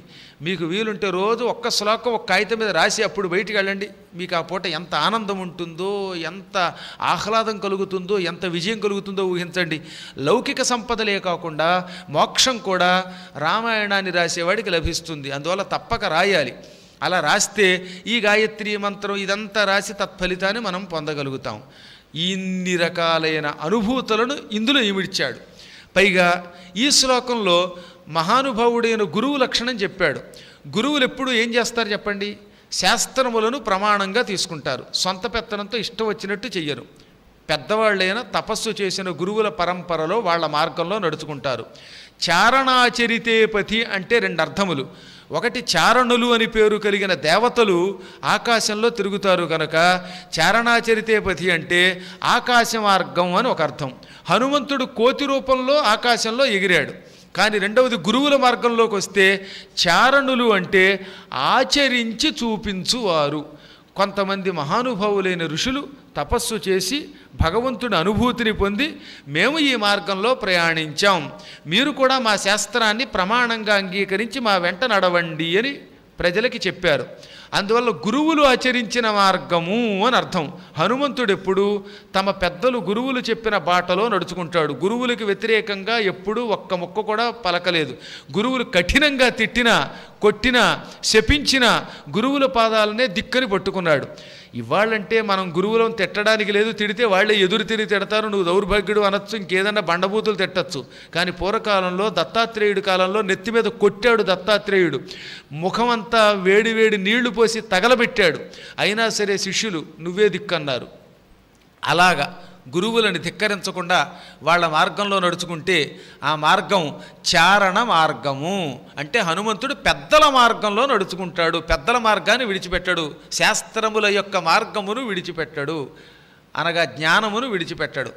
ఆ మార్గంలో హనుమంతుడు వెతకడానికి బయలుదేరాడు. దేన్ని వెతకడానికి బయలుదేరాడు? సీతని వెతకడానికి బయలుదేరాడు. సీత అంటే జీవాత్మ, మనకి ప్రతీక. మనందరిలో ఆత్మ ఉన్నది. నీ ఆత్మ ఎక్కడుందో నీకే తెలియదుగా, అసలు నీవెవరివి అని ప్రశ్న వేసుకో అన్నారు. కోహం, నేనెవడిని? అప్పుడు దానికోసం వెతికితే నీవెవడవో తెలుస్తుంది, ఇవాళ కాకపోతే రేపైనా. ఏమీ పట్టించుకోకుండా హాయిగా వేళకి ఎంత అన్నం తింటూ, పడుకుంటూ, టీవీలు చూసుకుంటూ, ఆడుకుంటూ కాలక్షేపం చేస్తే ఆత్మాన్వేషణ రాదు. ఆత్మ కోసం తెగ తిరగాలి, తిరగాలి, తిరగాలి, తిరగాలి, తిరగాలి, దానికోసం కృషి చెయ్యాలి. ఆత్మాన్వేషణ చెయ్యడమే ఆ ఆత్మే సీత. సీతని వెతకడం అంటే ఆత్మని వెతకడం అని. జీవాత్మని పరిశీలించడానికి పరమాత్మని పట్టుకోవాలి. ఆ పట్టుకోవాలంటే ఈ హనుమంతుడు అనేవాడు ఏం చేశాడనమాట? ఒకటి, పెద్దల మార్గంలో నడుచుకున్నాడు, ఆత్మాన్వేషణకి బయలుదేరాడు. ఆత్మ నీలో లేదా? ఉందిగా, మరి బయట ఎక్కడో వెతకడం ఏమిటి అంటే నీ ఆత్మ ఎక్కడుందో నువ్వు మర్చిపోయావు. అది ఆత్మజ్ఞానాన్ని కోల్పోయాం మనం. ఎందుకు కోల్పోయాం? రావణుడు ఎత్తుకుపోయాడు గనక. రావణుడు అంటే ఎవడు? భయంకరమైన కామం, కోరికలు మనలో ఉండి మనలో ఉన్న జ్ఞానాన్ని నశింపజేసాయి. కోరికలు ఎక్కువైపోయాయి. పొద్దు నుంచి సాయంకాలం దాకా ఒకడికేమో ఉద్యోగం, ఒకడికేమో పెళ్ళి, వాడికి కొంప, వాడి గోడు, ఎన్ని చెయ్యండి ఏదో ఒక కోరిక ఉంటూనే ఉంటుంది. ఈ భయంకరమైన కోరికల వెంటబడి, ఇది కాకుండా ఇంకా శారీరక వ్యామోహాల్లో పడి ఈ కామం అనేటటువంటి ఒకానొక శత్రువు చేత పీడింపబడిన కారణం చేత ప్రతి వ్యక్తి జీవితంలో ఆత్మజ్ఞానాన్ని కోల్పోతున్నాడు, తానెవరో తెలుసుకోలేకపోతున్నాడు. రావణుని చేత అపహరింపబడిన సీత అనగా ఆత్మజ్ఞానాన్ని కామము చేత కోల్పోయినవాడు. కామము చేత ఆత్మజ్ఞానం కోల్పోతే మళ్ళీ ఆత్మని పొందాలి. పొందాలంటే గురువుల మార్గంలో వెళ్ళాలి. వెళ్ళాలంటే ముందు నీ దగ్గర కొన్ని లక్షణాలు ఉండాలి. శత్రుకర్షణ, శత్రువుల్ని జయించాలి. శత్రువుల్ని జయించాలనుకున్నవాడు మాత్రమే కామమును జయించి ఆత్మని పట్టుకోగలుగుతాడు. తన ఆత్మ అంటే ఏమిటో, తన తత్వం అంటే ఏమిటో తెలుసుకోగలుగుతాడు, ఆత్మజ్ఞానం పొందగలుగుతాడు. శత్రువుల్ని జయించడం అంటే పూర్తిగా జయించం. అందుకే కృషింప చేయుట, కరిశన అన్నారు ఇక్కడ. శత్రువుని చంపలేం కానీ జయించవచ్చు, అదుపులో పెట్టచ్చు. పూర్తిగా శత్రువులు ఎప్పుడు ఈ లోకంలో పోరండో మనకి. ఒకడు కాదు ఇంకోటి వస్తాడు. నీ మనస్సు బాగులేనంత వరకు ఎవడో ఒక శత్రువు పుడుతూనే ఉంటాడు. అందుకే నాయనా ఇల్లు మారడం కాదురా, ముందు నీ మనస్సు మారాలి అని. ఒక ఆవిడ నాకు చాలా కాలం క్రితం దూరదర్శన్లో ధర్మ సందేహాలు చెబుతున్నప్పుడు 2005లో, అయ్యా మేము ఏ ఇంటికి వెళ్తే అక్కడ శత్రువులు తయారవుతున్నారండి, దరిద్రులండి, ఈ లోకం అంతా పాడైపోయిందండి. ఆవిడేమో కోకటపల్లిలో ఉంటే అక్కడ గొడవ అయిందిట. అక్కడ నుంచి ఇల్లు ముక్కుని బిహెచ్ఈఎల్ కడితే అక్కడ గొడవ అయిందిట. బిహెచ్ఈఎల్ నుంచేమో మళ్ళీ ఉప్పల్లో వస్తే ఉప్పల్లోనూ తెప్పలు తప్పలేదట. ఈ ఉప్పల్లో తెప్పలు తప్పించుకొని ఇంకో దిల్సుఖ్ నగర్ కడితే అక్కడ దిల్లుకు సుఖంగా లేదుట. ఎక్కడికి వెడితే అక్కడ మాకు తగాద వచ్చేస్తుందండి, ఈ జనాలందరూ చచ్చిపోవడానికి మంత్రం చెప్పండి అంది. మొత్తం ప్రపంచ ప్రళయం వచ్చి నాశనం అయిపోతే తప్ప నీకు శత్రువులు పోరమ్మా అన్నాను. ఎందుకని? నీ మనస్సు మారాలి. అది మారనంత వరకు నీకు ఎప్పటికీ శత్రువులు ఉంటూనే ఉంటారు. ఎవడూ లేకుండా ఎలా ఉంటాడు ఈ సృష్టిలో? మనం అందరినీ క్షమించగలగాలి. మనం మాట్లాడితే అవతలవాడు ఆకర్షితుడై స్నేహితుడవ్వాలి. ప్రియవాక్య ప్రధానేన సర్వే తుష్యంతి జంతవః తస్మాత్ తథైవ కర్తవ్యం వచనే కా దరిద్రత. ప్రేమగా మాట్లాడితే కుక్కలు కూడా మనకి వశం అయిపోతాయి, జంతువులు కూడా వశమవుతాయి. కాబట్టి ఎవడైనా ప్రేమగానే మాట్లాడాలి. ప్రేమగా మాట్లాడకుండా చీ అంటే అంత దూరం అయిపోతారు కొంతకాలానికి. నీలో ఉంది లోపం తప్ప ఎదుటివాడిలో లేదు, సృష్టిలో లేదు లోపం, నీ దృష్టిలో ఉంది. ఆ దృష్టి మారిందా సృష్టి అంతా మనకి వశం అయిపోతుంది. శత్రువులను జయించడం అంటే అదుపులో పెట్టడం అని అర్థం అన్నమాట. ఈ శత్రువులు ఏం శత్రువులు? కామ, క్రోధ, లోభ, మోహ, మద, మాత్సర్యాలని 6 శత్రువులు ఉన్నాయి మనలో. అందులో ఎప్పటికీ నాశనం కానిది మొదటిది కామం. ఎన్ని కోరికలు మానవుడికి, ఆ కోరిక తీరితే ఈ కోరిక, ఈ కోరిక తీరితే ఆ కోరిక, అలా వస్తూనే ఉంటాయి. ఈ కోరికలు తీరనంత వరకు మానవుడికి అశాంతి అనేది అలా ఉంటూనే ఉంటుంది. మొదట్లో కారు లేకపోతే కారు వచ్చిన తర్వాత వాల్వో బస్సే కొనేసి ఇంట్లో పెట్టుకుని మన కుటుంబం అంతా వెళ్ళాలనిపిస్తుంది. మళ్ళీ బస్సు వచ్చాక ఈ బస్సు మెయింటెనెన్స్కి పెట్రోల్ బంకు వచ్చిందంటే మళ్ళీ దానికోసం బ్యాంకు డిపాజిట్లు, ఇవన్నీ ఉండాలంటే పెద్ద లంక అంత ఇల్లు కావాలి. గుంటూరు అంతా గుంటూరు అంతా రాసిచ్చేయాలని కోరిక. ఈ వెస్ట్ ఇచ్చాక ఇంకా రొస్టు పెరిగిపోతుంది. ఇంకా బెస్ట్ ఏమిటా అని చూస్తాడు. తెలుగుదేశం అంతా మొత్తం ఆక్రమించేయాలి. ఏపీ అయిపోయాక ఏం చేస్తాడు వాడు? ఆ భారతదేశం అయ్యాక ప్రపంచం అంతా వచ్చాక ఆకాశం అయ్యాక పాతాళం. ఈ అయినా వాడికి సుఖం ఉండదు. కాబట్టి ముందు కోరికలను అదుపులో పెట్టాలి. కామం వల్ల క్రోధం వస్తుంది. కామాత్ క్రోధః అభిజాయతే. ఎంత బాగా తేలిగ్గా చెప్పాడండి భగవద్గీతలో. ధ్యాయతో విషయాన్ పుంసః సంగస్తేషూపజాయతే సంగాత్ సంజాయతే కామః కామాత్ క్రోధోభిజాయతే క్రోధాత్ భవతి సమ్మోహః సమ్మోహాత్ స్మృతి విభ్రమః స్మృతిభ్రంశాత్ బుద్ధినాశో బుద్ధినాశాత్ ప్రణశ్యతి. ఒక వ్యక్తి ఏదైనా వస్తువుని పదే చూస్తే ఆ వస్తువు మీద వీడికి స్నేహం ఏర్పడుతుంది. స్నేహం ఏర్పడింది. ఉదాహరణకే చూద్దాం. రోజు వచ్చి ఆ కుర్చీలో కూర్చున్నారనుకుందాం. కూర్చోక ఈ కుర్చీతో స్నేహం వస్తుంది. అప్పుడు మర్నాడు మనం వచ్చాక ఆ కుర్చీలో ఎవడన్నా కూర్చుంటే ఇది నా కుర్చీ అంటాడు వీడు, ఏదో వీడు తెచ్చుకున్నట్టుగా ఎక్కడి నుంచో. అంటే ఈ కుర్చీ మీద వ్యామోహం ఏర్పడింది. ఈ సంఘం వల్ల ఏమవుతుందన్నమాట? స్నేహం. దానివల్ల ఏమవుతుంది? అది కోరిక. ఈ కోరిక తీర్చుకోవాలి. కుర్చీని పట్టుకుపోవాలనిపిస్తుంది. నాకు తెలియక మా చిన్నప్పుడు టేక్ యువర్ సీట్ అనేది మా టీచర్ గారు. నా కుర్చీ నేను ఇంటికి తెచ్చేసుకున్నాను. టేక్ యువర్ సీట్ అన్నారు కదా అని. అంటే కూర్చోమని కాదు, పాపం పట్టుకుపోవడం అని. ఎవడికి వాడికి కొంతకాలం పోయాక కుర్చీ అంటే చిన్నదనుకోండి, పట్టుకుపోయినా కొంపమలు కదా. కానీ అవతల వాడి కారును చూసి ఈ కారు కొనుక్కోవాలి, ఈ కారు పట్టుకుపోవాలనిపిస్తుంది. ఏదో డబ్బు ఉంటే ఒక కారు కొంటాం. ఎన్ని కొంటాం ఇలాగా? దీనికి అంతం ఉండద్దా? ఎన్నాళ్ళు చూడండి, ఒక్కొక్కళ్ళు ఎన్ని కార్లు కొనిచ్చినా, ఎన్ని సినిమాలకు పంపించినా నాకేం చేసావు అంటారు చివరికి వచ్చేసరికి. అంటే ఏంటనమాట? ఆ కోరికలకు అంతం లేదు, తీరడం ఉండదు, అశాంతి. అదే భయంకరమైనది. ఈ కోరికలు తీరితే ఇంకో కోరిక తీరితే ఇంకోటి ఇలా పుడుతూనే ఉంటాయి. అందువల్ల ఏమన్నారు?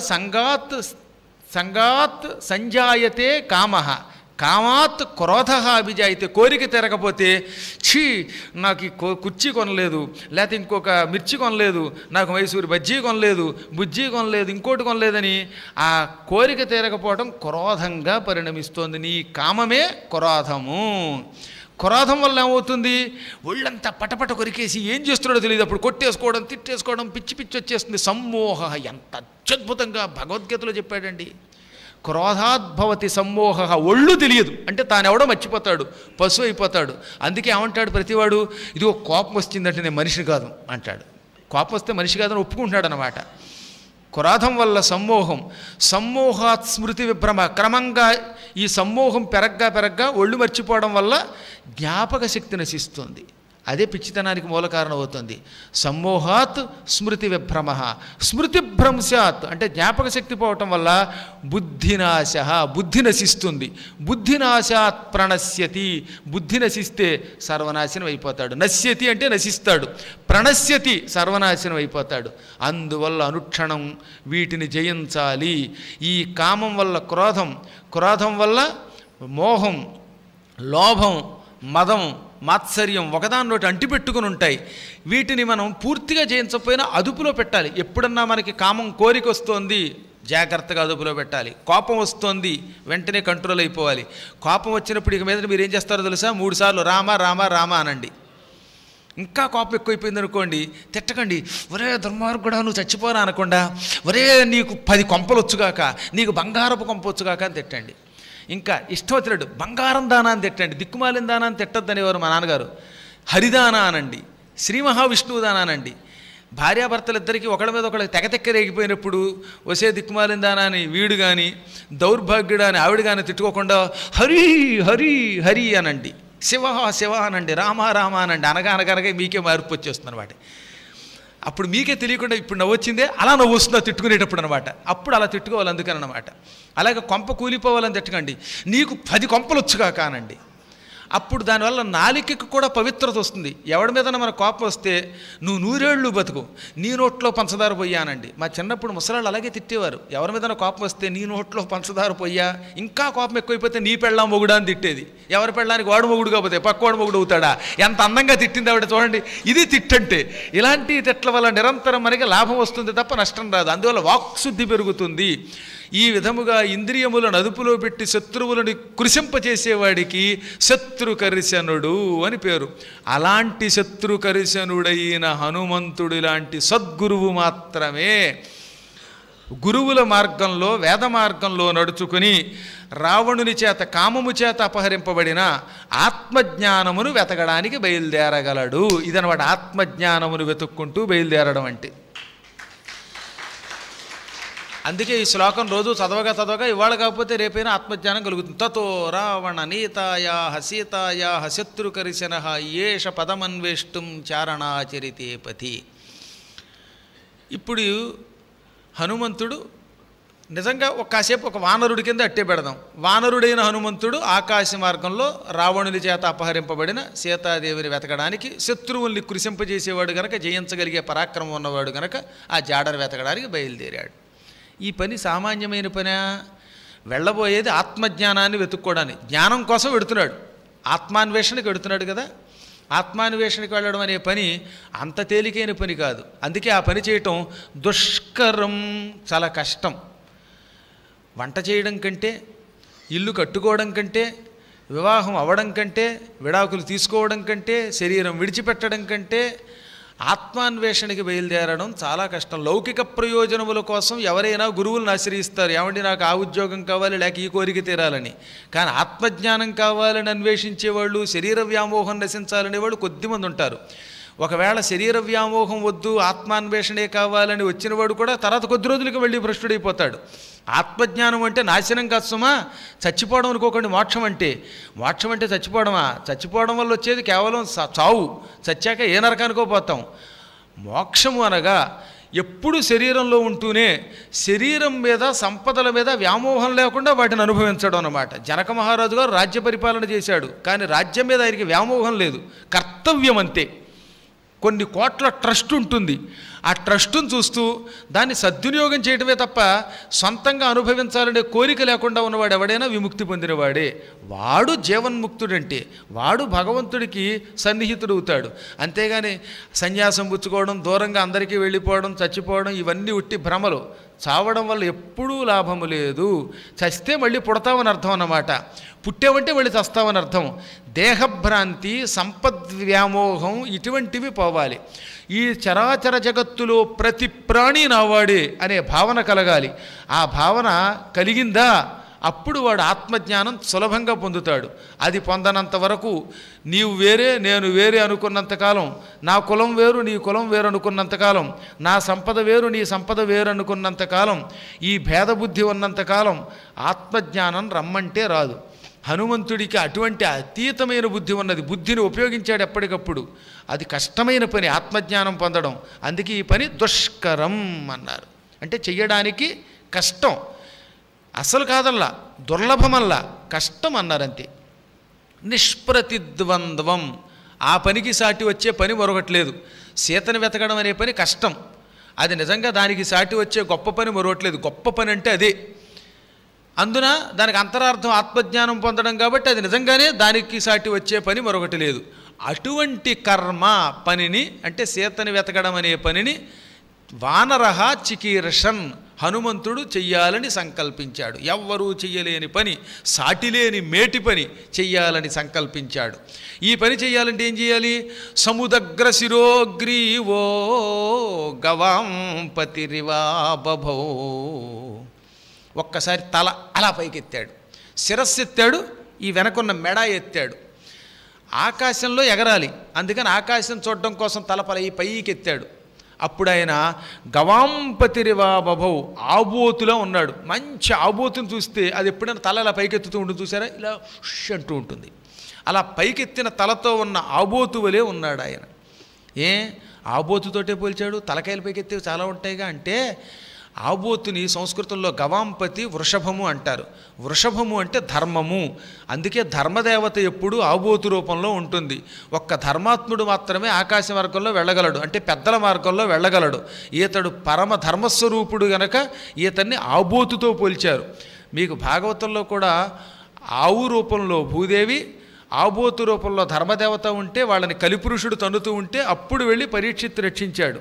కాబట్టి వృషభ అనే శబ్దములు రెండింటికి ధర్మదేవత అని అర్థం. ఈతడు ధర్మస్వరూపుడు కనుక ఆబోతుతో పోల్చారు. ఒక్కసారి తలలా పైకెత్తాడు. ఇక్కడ ఇంకో అర్థం తెలిసినా మీకు, యోగాభ్యాసంలో యోగులు ఎప్పుడూ కూడా ప్రాణాయామం చేయడానికి ముందు అలా తల పైకెత్తాలి. ఎత్తి ఒక్క క్షణకాలం పైకెత్తి ఎడమ చేతి మీద కుడి చెయ్యి పెట్టుకుని ధ్యానం చేసి అప్పుడు నాసికాగ్రానికి దృష్టిని చేర్చి ప్రాణాయామం చెయ్యాలి. ప్రాణాయామం చెయ్యండో అన్నంత మాత్రం చేత కాదు, ముందు ఒక్కసారి తలపైకి ఎత్తాలన్నమాట. ఇప్పటికీ మహాయోగుల యొక్క ఫోటోలు అలాగే కనపడతాయి మీకు, ఇలా పైకి కొంచెం పైకెత్తి. అప్పుడు వీడు ధర్మస్వరూపుడు అవుతాడు, వెన్నుపూస నిటారు అవుతుంది, కుండలిని శక్తి ప్రచోదనం అవుతుంది. అప్పుడు తర్వాత ఏం చేయాలి? ఈ ముక్కు చివరికి దృష్టి నిలబెట్టాలి, నాసాగ్రం మీద నిలబెట్టాలి. నిలబెట్టి ప్రాణాయామము ప్రత్యాహారము వంటి అష్టాంగ మార్గానికి వెళ్ళాలి. మళ్ళీ ఇందులో కూడా ఈ ప్రాణాయామం పూరకము, రేచకము, కుంభకము అని 3 ఉన్నాయి. ఈ 3 ప్రక్రియల్ని చేసేటప్పుడు ఒక్కసారి తల పైకెత్తడం శాస్త్ర నియమం. అంటే హనుమంతుడు ఇప్పుడు కాసేపు యోగి అయ్యాడు. అప్పుడు లోపలికి ఒక్కసారి గాలి మనం తీసుకుంటే శక్తి వస్తుంది. ఆయన కేవలం పూరకమే కాకుండా కుంభించాడు కూడా అన్నమాట వాయువుని. కుంభించేటప్పుడు ఎప్పుడు తల పైకెత్తుతారు, అప్పుడే పైకి ఎగరగలడు, దూకగలుగుతాడు. అందువల్ల ఆయన ఏమన్నారు? సముదగ్ర శిరోగ్రీవో గవాంపతిరివా బభౌ, ఆబోతు వలె ఒక్కసారి మెడల నిక్కి పైకెత్తాడు, దూర మార్గాన్ని చూచాడన్నమాట. ఇప్పుడు మహేంద్ర పర్వతం అంతా ఒక్కసారి కలదిరిగి చూశాడు. ఇది సరదా కోసం తిరగడం కాదు. ఇప్పుడు తాను వెళ్ళబోయే మార్గానికి వెళ్ళాలంటే ఇక్కడి నుంచి ఎగిరి పైకి లంఘించాలి. ఆ లంఘించేటప్పుడు ఈ నేల ఎక్కడ గట్టిగా ఉందో, ఎక్కడ మెత్తగా ఉందో చూసుకోవాలి. మెత్తగా ఉన్న నేలలో గట్టిగా కాలెడితే జారి పడతాడు, ఎగరలేడు, కాలు ఇరుక్కుపోతుంది ఊబిలోకి. అందుకని ఆ కొండంతా ఒక్కసారి ఆనుపానులు చూసుకోవాలి. దాంతోపాటు తిరుగుతూ ఉంటే శక్తి కూడా తిరిగి వస్తుంది. ఎప్పుడైనా మీరు చూసారో లేదో, బ్యాటింగ్ చేసే ముందు అక్కడ ఎక్సర్సైజ్లు చేస్తారు, వార్మప్ ఎక్సర్సైజ్ చేస్తారు, కాళ్ళు పైకి ఎత్తారు, చేతులు ఎత్తారు. ఏంట్రా ఈ ఎక్సర్సైజ్ అనుకునేవాడిని. అలా ఎక్సర్సైజ్ చేస్తే కీళ్ళు కాళ్ళు వంగుతాయి. వంగితే అప్పుడు వాడు బ్యాటింగ్ చేయగలడు. పరుగు పందాలకు వెళ్ళే ముందు కూడా కాసేపు అటు ఇటు చిన్నగా పరిగెడతారు ముందు, అప్పుడు వేగంగా పరిగెడతారు. ఆకాశంలో ఎగరాలంటే ముందు కాసేపు అటు ఇటు నడవాలి, ప్రాంతం అంతా ఊపి చూడాలి, అన్నీ చూసుకోవాలి ఒకసారి పరిశీలించి. అందుకని ఆయన మొత్తం కొండంతా ఒకసారి కలదిరిగి చూశాడు. అథ వైదూర్యవర్ణేషు శాద్వలేషు మహాబలః ధీరః సలిలకల్పేషు విచచార యథా సుఖం. అక్కడ పచ్చిక బయళ్ళు ఉన్నాయి, కొండ మీద మంచి పచ్చగడ్డి పెరిగి ఉన్నది. ఆ పచ్చిక బయళ్ళు సన్నని నీటి తుంపర్లతో నిండి ఉన్నాయి, అంటే నీరుతో కూడిన పచ్చిక బయలు అన్నమాట. అందుకే శాద్వలము అంటే పచ్చిక బయళ్ళు. అందులో ఈయన మహాబలుడు కాసేపు అటు ఇటు కదిలి తిరిగాడు. మంచి పచ్చని వర్ణం చూసినా చల్లని ప్రాంతంలో తిరిగిన శరీరానికి ఓపిక వస్తుంది. అక్కడ బాగా తిరిగాడు. అవి వైడూర్య వర్ణంలో ఉన్నాయన్నమాట, ఒక రకమైన శ్యామల వర్ణంలో ఉన్నాయి. ఇంకా అక్కడ సలిల కల్పేషు మంచినీళ్ళ కొలనులు ఉన్నాయి.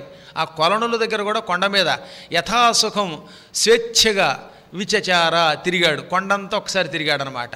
ఆ తర్వాత ఏం చేశాడు, ఒక్కసారి హుమ్మను పెద్ద అరుపరిచాడు, ఒక పెద్ద పూరణ చేశాడు. హుంకరిస్తారనమాట. హుంకారంతో శరీరానికి ఒక శక్తి ఉత్సాహం. అది పూర్వం పడవలు లాగేవాళ్ళు ఓహం అయిన లాగినట్టుగా, బోయీలు మోసేటప్పుడు బరువు తగ్గడానికి పాటలు పాడినట్లుగా ఈయన కూడా ఒకసారి సింహగర్జన చేశాడు. ఆ దెబ్బకి ఏమైపోయిందట, ద్విజాన్ విత్రాసయన్ ధేమాన్ వరసా పాదపాన్ హరన్ మృగాంశ్చ స్వబహూన్ నిఘ్నన్ ప్రవృద్ధ ఇవ కేసరీ. అక్కడున్న పక్షులన్నిటినీ హుమ్మని హుంకరించి కదిలించేశాడు. పెద్ద చెట్లు ఉన్నాయి, మద్ది చెట్లు, తాడి చెట్లు, మామిడి చెట్లు, గున్న మామిడి చెట్లు, తీయ మామిడి చెట్లు, అర్జున వృక్షాలు, ఓ పెద్ద పెద్ద చెట్లు తెగ పెరిగిపోయి ఉన్నాయి. మహేంద్ర పర్వతం ఒక విశాలమైన పర్వతం. ఆ పర్వతం మీద ఉన్న చెట్ల దగ్గరికి వెళ్ళి వక్షస్థలాన్ని ఇలా తీసుకెళ్ళి ఈ గుండెకాయని ఢీ అని కొట్టాడు ఆ చెట్లని. ఈయన వక్షస్థలంతో కొట్టగానే ఆ చెట్లన్నీ కొన్ని విరిగిపోయాయి, కొన్ని గజగజగజలు ఆడిపోయాయి. ఆ పైన ఉన్న పక్షులన్నీ కంగారుబడి చల్లా చెదరై కీ సుబాస్ కావు కూ అంటూ అరిచి పారిపోయాయి. అంటే వక్షస్థలంతో కొట్టగానే అంతంత చెట్లు, అంతంత పెద్ద పెద్ద మోడులు ఎగిరిపోయాయి అన్నమాట ఒక దెబ్బకి. దాని మీద ఉన్న పక్షులు ఎగిరిపోయాయి. ఈయన కొట్టడంతో చెట్లు కదిలిపోయి ఆ చెట్లకున్న పువ్వులు ఆకులు జల్ల జల్ల జల్ల కిందకి రాలిపోయాయి, కొండ మీద పడిపోయాయి కింద. ఇంకా అక్కడున్న మృగములు, ఆ మృగాలు కూడా ఈయన ఒక్కసారి కాలితో ఒక్క తన్ను తనడంతో ఏనుగులు సింహాలు ఎగిరి కిలోమీటర్ దూరం పడిపోయాయి. సరదాగా ఇలా అంటే కాలితో ఎగిరి పడిపోయాయట. ఈ విధంగా అక్కడ ఉన్నటువంటి జంతువులు కూడా బెదిరించేశాడు, కాసేపు ఊపిపారేశాడు ఆయన. అన్నిటినీ తన శక్తిని కూడగట్టుకుని సరదాగా కదిలించేశాడు. నీలలోహిత మాంజిష్ట పద్మవర్ణై సితాసితై స్వభావ సిద్ధైర్ విమలైర్ ధాతుభిస్సమలంకృతం. ఈ కొండ సామాన్యమైన కొండ కాదు. అక్కడ అడుగున బంగారం, వెండి, ఇటువంటి అనేక ధాతువులు, సీసము, తగరము, ఇత్తడి, ఇనుము, ఇటువంటి ధాతువులు ఉన్నాయి అడుగున. వీటితో పాటు నవరత్నాలు కూడా ఉన్నాయి. వజ్రాలు, వైడూర్యాలు, నీలములు, గోమేధికాలు, పుష్యరాగాలు, కనక పుష్యరాగాలు, పగడాలు, ఇవన్నీ.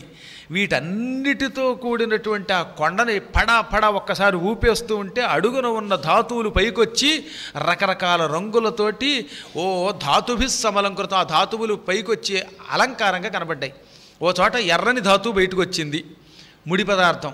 ధాతువు అంటే ఇంగ్లీష్లో ఓర్ అంటారు, ఓఆర్ఈ ఓర్, ముడి పదార్థం.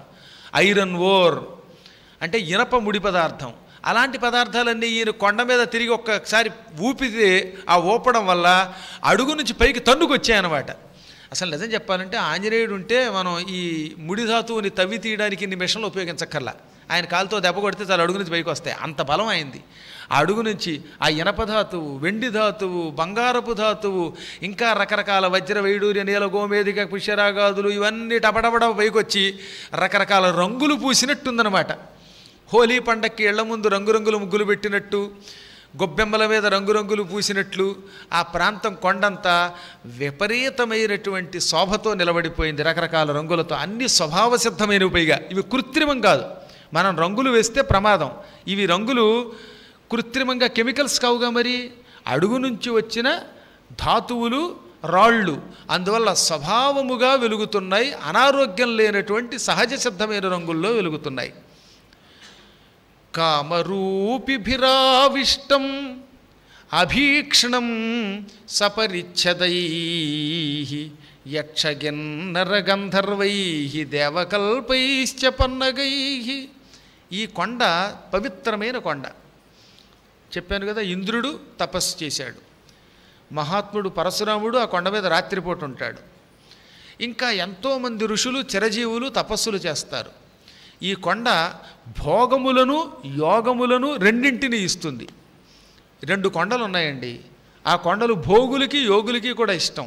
ఒకటి హిమాలయ పర్వతం, మరొకటి మహేంద్ర పర్వతం. ఈ రెండు ప్రదేశాల్లో హాయిగా భోగలాలసులైన వాళ్ళు కూడా వెడతారు, యోగాభ్యాస తత్పరులు అలాగే ఉంటారు. అది మహాభారతంలో భోగినామపి యోగినాం అంటాడు. అంటే భోగులు యోగులు సమానంగా అనుభవించే కొండ హిమాలయ పర్వతం అని అరణ్య పర్వంలో చెప్పారు. అది మనం ఎలాగో చెప్పుకుంటాం, భీముడు హనుమంతుడి దగ్గరికి వెళ్ళే ఘట్టం. దాన్నే మహానుభావులు మన పూర్వ కవులు, అంటే సినిమాల్లో కూడా అంత గొప్ప కవులు ఉండేవారు. ఒక స్వర్ణయుగం అది. యోగులైనా మహాభోగులైనా మనసు పడే మనోజ్ఞ సీమ అని రాశాడు ఆయన. యోగులైన మహాభోగులైన మనసు పడే మనోజ్ఞ సీమ, అది హిమగిరి యొక్క సొగసులు అని. కవిత్వపు ముద్ద మహాభారతంలో వేదవ్యాసుల వారి ఆత్మని ప్రతిబింబింపజేశారు.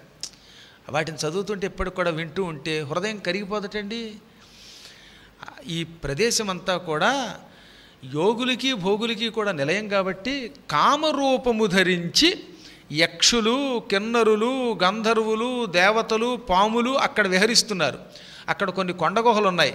ఆ కొండగుహల్లో విద్యాధరులు, మహర్షులు, ఇంకా యక్ష, కిన్నర, గంధర్వ, దేవ, నాగాది జాతుల వాళ్ళంతా కూడా భార్యలతో వచ్చి మకాం పెట్టారు. పూర్వకాలంలో సెలవులంటూ వస్తే భార్యలు, పిల్లలు, కుటుంబాలు కలిసి ఇల్లు వదిలిపెట్టి ఎక్కడో చోటకు పోయేవారు. మనంగా దేవతలు కూడా. ఇప్పుడు వీళ్ళంతా అది అధ్యయన స్థితి కానిది, అనధ్యాయ కాలము అంటారు. ఆశ్వయుజ కార్తీక మాసములు దేవతలకి భోగకాలం. ఆ కాలంలో చదువుకునేవారు కాదు. అందుకని అనధ్యాయ కాలంలో వాళ్ళు ఏం చేసేవారు అన్నమాట, తమ పిల్లల్ని భార్యల్ని వెంట పెట్టుకుని ఏమైనా మంచి కొండలకు వచ్చేవారు. దేవలోకంలో కూడా సుఖాలు లేవని భూలోకంలో కొండ మీదకి వచ్చారట వాళ్ళు. పాపం వీళ్ళంతా అక్కడ హాయిగా కొండల్లో బంగారపు పాత్రలు, వెండి పాత్రలు, మంచి మద్యములు, తినడానికి మాంసములు, ఇంకా రకరకాలైన రుచ్య పదార్థాలు తెచ్చుకుని ఉన్నారు. ఇందులో పాములకి ఆహారం మరీ మిక్కుటమైన ఆహారం ఇష్టం. యక్షులు, రాక్షసులు, విద్యాధరులు ప్రత్యేకంగా రకరకాల దివ్య మాంసాలు తింటారు. అవన్నీ పుచ్చుకుని ఉన్నారు. వాళ్ళందరూ ఆ కొండల్లో కామరూపాలు ధరించి, మానవ రూపాలు ధరించి, ఇంకా ఏవో రకాల రూపాలు ధరించి తిరుగుతున్నారు సరదాగా. వాళ్ళందరికీ ఈ హనుమంతుడు అటు ఇటు తిరుగుతుంటే కొంచెం ఇబ్బంది కలిగింది. ఇదేమిట్రా హాయిగా సెలవులు గడుపుదామని వస్తే ఈ కొండంతా ఎవడో పేల్చేస్తున్నట్టున్నాడు, ఏ గాలిగాడన్నా దీన్ని పేల్చేస్తున్నాడా బాంబులు పెట్టి అని వాళ్ళకి కొంచెం అనుమానం వచ్చింది. అయినా ఈయన లెక్క చేయకుండా తిరుగుతున్నాడు. సతస్య గిరివర్యస్య తలేనాగవరాయుతే తిష్టన్ కపివరహ తత్ర హరదేనాగయవా బభో. మహావైశాల్యంతో కూడిన కొండ. ఆ కొండం మీద ఏనుగులు మడుగుల్లోకి వెళ్ళాయి. కొండ మీద దాదాపు కొన్ని లక్షల ఏనుగులు ఉన్నాయి. ఆ ఏనుగులన్నీ ఆ కాలంలో అందరూ అప్పుడే ఆశ్వయుజ మాసం వెళ్ళిపోయి కార్తీక మాసం వస్తున్న కాలం కదా అది. అందువల్ల చల్లగా ఉంది వాతావరణం. పైగా వర్షాకాలంలో వచ్చిన నీరంతా ఒక మడుగులో ఉంది. ఆ మడుగు దగ్గరకు అడుగుపెట్టి ఏనుగులు తొండాలతో నీళ్లు పుంజుకొని పుష్యని ఒకళ్ళ దాని మీద ఒకటి జల్లుకుంటున్నాయి. జలక్రీడలు అన్నమాట. జల్లు పోరాటం జరుపుకుంటున్నాయి. ఆ ఏనుగులతో ఉన్నటువంటి కొలను దగ్గరకు వచ్చి హనుమంతుడు మధ్యలో నిలబడ్డాడు. ఆ ఏనుగులు కాసేపు చూసి పెద్ద మదపుటేనుగు అనుకున్నాయట. మనంతా చిన్న ఏనుగులం, పెద్ద ఏనుగు ఎవరో రాజుగారు వచ్చారని. ఆయన అప్పుడు ఎలా ఉన్నాడు, హరదే నాగయవావభౌ, మడుగు మధ్యలో పెద్ద నాగము వలె, ఏనుగు వలె ఉన్నాడు. నాగశబ్దానికి ఏనుగని కూడా అర్థం. పెద్ద ఏనుగులా ఉన్నాడు ఆయన. ఇప్పుడు ఏం చేశాడు, కాసేపు అటు ఇటు తిరిగాం, మనం గురువులకి నమస్కరించి ప్రయాణం మొదలు పెట్టాలనుకున్నాడు. ఎప్పుడైనా శుభకార్యం మొదలు పెట్టాలంటే ముందు నమస్కారం చేయవలసింది గురువుకి. అందుకని ఈయన గురువుగారు ఎవరు, సూర్యుడు. సూర్యాయ మహేంద్రాయ పవనాయ స్వయం భువే భూతేభ్యశ్చాంజలిం కృత్వా చకార గమనే మతిం. ముందుగా అతడు సూర్యాయ, సూర్యుని కొరకు నమస్కారం చేశాడు. అంజలిం కృత్వా అంటే రెండు చేతులు ఇలా జోడించి నమస్కరిస్తే దానికి అంజలి అని పేరు. సూర్యభగవానుడికి ముందు నమస్కారం చేశాడు. తర్వాత ఎవరికి, తూర్పు దిక్కుకి అధిపతి అయిన ఇంద్రుడికి నమస్కరించాడు. ఆయన మొత్తం దిక్పాలకులందరికీ అధిపతి, ముల్లోకాలకి త్రిలోకాధిపతి కనుక ఈ దేవేంద్రుడికి నమస్కరించాడు. ఆ తర్వాత ఏం చేశాడు? పవనాయ, కన్న తండ్రి గనక తండ్రికి నమస్కరించాడు వాయుదేవునికి. ఆపై బ్రహ్మదేవుడికి స్వయంభువే, స్వయంభూ అంటే బ్రహ్మ, బ్రహ్మాత్మభూ సురజ్యేష్ఠ పరమేష్ఠీ పితామహ, ఇవన్నీ బ్రహ్మగారి పేర్లు. బ్రహ్మ అన్న, ఆత్మభూ స్వయంభూ అన్న, పరమేష్ఠి అన్న, సురజ్యేష్ఠ అన్న, పితామహ అన్న, ఇవన్నీ బ్రహ్మగారి పేర్లు అన్నమాట. చాలా అమరకోశం చదివితే ఆయన పేర్లన్నీ మనకు తెలుస్తాయి. ఎందుకనంటే బ్రహ్మ తనయంత తాను పుట్టినవాడు కనుక. అంటే ఏ స్త్రీ గర్భం నుంచి పుట్టకుండా పుట్టినవాడు కనుక ఆయనకి నమస్కరించాడు. ఈ నలుగురికి నమస్కారం అయ్యాక మొత్తం పంచభూతాలకి నమస్కరించాడు. భూతేభ్య అంటే భూతములకి, పంచభూతాలకి, అగ్ని, జలం, వాయువు, ఆకాశం, భూమి అని పిలువబడే పృథివ్యాపస్తేజో వాయురాకాశములుగా ప్రసిద్ధికెక్కిన పంచభూతాలకని ఒక అర్థం. సమస్త ప్రాణులకి, అందరూ గురువులే, అందరికీ నమస్కరించాడు. ఇందులో చూసారా ఎంత చమత్కారం ఉందో? పైకి ఇలా కనపడతాయి, జ్ఞానదృష్టితో ఆలోచిస్తేనే ఈ శ్లోకం గొప్పతనం తెలుస్తుంది. వాల్మీకి రాశాడంటే సరదాకి ఏదో పనికిమాలిన కవిత్వం కాదు కదా, అది ప్రతి అక్షరం ఒక మంత్రం. హనుమంతుడు పుట్టగానే ముందు ఏం చేశాడు? సూర్యుడిని పట్టుకోవడానికి వెళ్ళాడు. అంటే హనుమంతుడికి మొట్టమొదట ఎవరన్నా దిక్కు? సూర్యుడు. సూర్యుడిని పట్టుకోవడానికి వెళ్ళడం వల్ల ఆయన వజ్రాయుధంతో కొట్టడానికి వచ్చింది ఎవరు? ఇంద్రుడు. సూర్యుడు పట్టుకోబట్టి ఆయన ఇంద్రుడు కొట్టాడు. కొట్టబట్టి ఎవరికి కోపం వచ్చింది? వాయుదేవుడికి. దాంతో వాయువు స్తంభించాడు. అది మనం మొదట్లో చెప్పుకున్నాం. వాయువు స్తంభించడం వల్ల ఏమైపోయింది? బ్రహ్మగారు దిగొచ్చాడు. బ్రహ్మగారితో పాటు సమస్త భూతాలు దిగొచ్చాయి. అప్పుడు హనుమంతుడికి వరాలు వచ్చాయి. ఈ క్రమం తెలుస్తుంది ఇప్పుడు మీకు. నేను పుట్టాను, సూర్యుడిని పట్టుకోవడానికి వెళ్ళాను, ఆయన పట్టుకోబట్టి ఇంద్రుడు కొట్టాడు, ఇంద్రుడు కొట్టబట్టి మా నాన్న కోపం వచ్చింది, దాంతో బ్రహ్మ దిగొచ్చాడు, తక్కిన దేవతలు దిగొచ్చారు. ఈ క్రమంలో నమస్కరించాడు. సూర్యాయ, మహేంద్రాయ, పవనాయ, స్వయంభువే, భూతేభ్య అంజలిం కృత్వా చకారగమరేవతి. ఆర్డర్, లైఫ్ ఆర్డర్ అది. చాలా కాలం పాటు నాకు ఏంటో ఈ ఆర్డర్ వెనకాతలు ఉన్న రహస్యం అని తెగ చదివి ఒకసారి సమాధి స్థితిలోకి వెళ్ళినప్పుడు గోచరించినవి. నేను ఎవ్వరి వ్యాఖ్యలు చదివి చెప్పినవి కావు. ఇవి మాత్రం స్వయం ప్రతిభతో పరమేశ్వరుణ్ణి ధ్యానం చేసి చూసినవి చాలా కాలం క్రితం. అప్పుడు ఓహో ఎంత గొప్ప క్రమం ఉన్నదన్నమాట దీని వెనక. ఎంత అద్భుతం! ఈ విషయాలు గోచరింపజేశాడు మనకి వాల్మీకి. ఈ క్రమంలో దీనివల్ల తనకు అభివృద్ధి కనుక, ఆయనకి అభివృద్ధి అంతా సూర్యుడిని పట్టుకోవడానికి వెళ్ళడం, దానివల్ల మహేంద్రుడు కొట్టడం, దానివల్ల తండ్రికి కోపం రావడం, అప్పుడు బ్రహ్మ రావడం, దాంతో దేవతలంతా భూతాలు దిగి వచ్చి వరాలు ఇవ్వడం. ఈ అభివృద్ధికి కారణమైన వారందరికీ క్రమం తప్పకుండా నమస్కరించాడు. ప్లస్ మరొకటి ఏంటంటే గురువుగారితో పాటు త్రిలోకేశ్వరుడు, కన్న తండ్రి, ఈ కన్న తండ్రికి మూల కారణమైన సృష్టికర్త బ్రహ్మతో పాటు సకల భూతాలకి నమస్కారం చేశాడు. ఇలా నమస్కారం చేసి ఏం చేశాడు ఆయన? ఇక చకారగమనేమతిం, ఎగరడానికి సిద్ధపడ్డాడు. బుద్ధిలోకి ఎగరాలి అనుకున్నాడు. ఇప్పుడు కూడా మళ్ళీ ఒక నియమం ఉన్నది. వెళ్ళబోయేది ఎక్కడికి? దక్షిణం దిక్కుకి. ఎట్టి పరిస్థితుల్లో ప్రయాణం దక్షిణమునకు డైరెక్ట్గా వెళ్ళకూడదు, సరాసరి దక్షిణ ప్రయాణం చేయకూడదు. దక్షిణమునకు ప్రయాణం చేయాలంటే ముందు తూర్పు దిక్కుకి వెళ్ళాలని చెప్పుకున్నాగా మనం. అందుకని అంజలిం ప్రాంగ్ముఖ కుర్వన్ పవనాయాత్మయో నయే తతో హి వవృధే గంతుం దక్షిణాం దిశం. ముందు తూర్పు దిక్కుకు తిరిగాడు. 3 అడుగులు నడిచాడు. అటు తిరిగి నమస్కరించాడు. ఎవరికి? పవనాయ ఆత్మయోనయే, తండ్రికి నమస్కరించాడు. ఎప్పుడైనా ప్రయాణానికి వెళ్ళాలంటే ఎవడైనా తండ్రికి దండం పెట్టవలసింది. ఆఖరికి హిరణ్యకశిపుడు వంటి తండ్రికి కూడా హరినామస్మరణ వద్దు బాబోయ్, భగవంతుడికి వ్యతిరేకంగా మాట్లాడే తండ్రిని విడిచిపెట్టమని శాస్త్రం చెబుతోంది. అయినా తండ్రివి గనక నీకు నమస్కారం అని నమస్కరించి నారాయణ అనేవట్ట ప్రహ్లాదుడు. చూశారో లేదు మీరు? వాళ్ళ నాన్నేమో హరిద్వేషం. ఆయనకి దండం పెట్టి, నాన్న పొద్దున్నే లేచానే, నువ్వు తండ్రివి కదా డాడీ, ఈ బాడీ ఇచ్చావు కనుక నువ్వు ఎంత కేడీవైనా నీకు దండం పెడుతున్నానని ఆయనకి దండం పెట్టి ఓం నమ నారాయణాయ అనేవాడు. అది సృష్టి రహస్యం అది. ఇవన్నీ అందుకే పురాణములు వింటే పితృభక్తి వస్తుంది. పితృభక్తి వల్ల సాధించలేని కార్యక్రమం ఈ చరాచర జగత్తులో మరొకటి లేదు గనక తూర్పు దిక్కుకి తిరిగి ఆత్మయోనయే పవనయ, ఆత్మయోని అంటే కన్న తండ్రి, తండ్రి అయిన వాయుదేవుడికి ఒక నమస్కారం చేసి అప్పుడేం చేశాడు? దక్షిణం దిక్కుకి తిరిగాడు. ఇప్పుడు తతోహి వవృధే గంతుం దక్షిణాం దిశం. సమర్థుడు ఆయన. సమర్థులు మాత్రమే తండ్రికి దండం పెడతారట. అసమర్థులు తండ్రిని తిడతారు, సమర్థులు తండ్రికి నమస్కరిస్తారు అని దక్షిణ. అసలు ఏం పదమండి వాల్మీకిది! దక్షిణ పరమ సమర్థుడు, సామర్థ్యం కలిగిన వాడు గనక తండ్రికి నమస్కరించి తూర్పు దిక్కుకి తిరిగి ఇప్పుడు దక్షిణం దిక్కుకి తిరిగి శరీరమునలా విపరీతముగా పెంచాడు. ప్లవంగ ప్రవరైర్దృష్ట ప్లవనే కృత నిశ్చయ వవృధే రామవృద్ధ్యర్థం సముద్రేవ పర్వసు. ఇప్పుడు శరీరమును విపరీతంగా పెంచడం మొదలుపెట్టాడు. ఎందుకు పెంచుతున్నాడు? తన కోసం కాదు. నా బలం గొప్పది, నేనేదో గొప్పవాణ్ణి, వీరుణ్ణి, పరాక్రమవంతుణ్ణి, జ్ఞానిని అనిపించుకోవడం కోసం శరీరం పెంచితే అది స్వార్థం.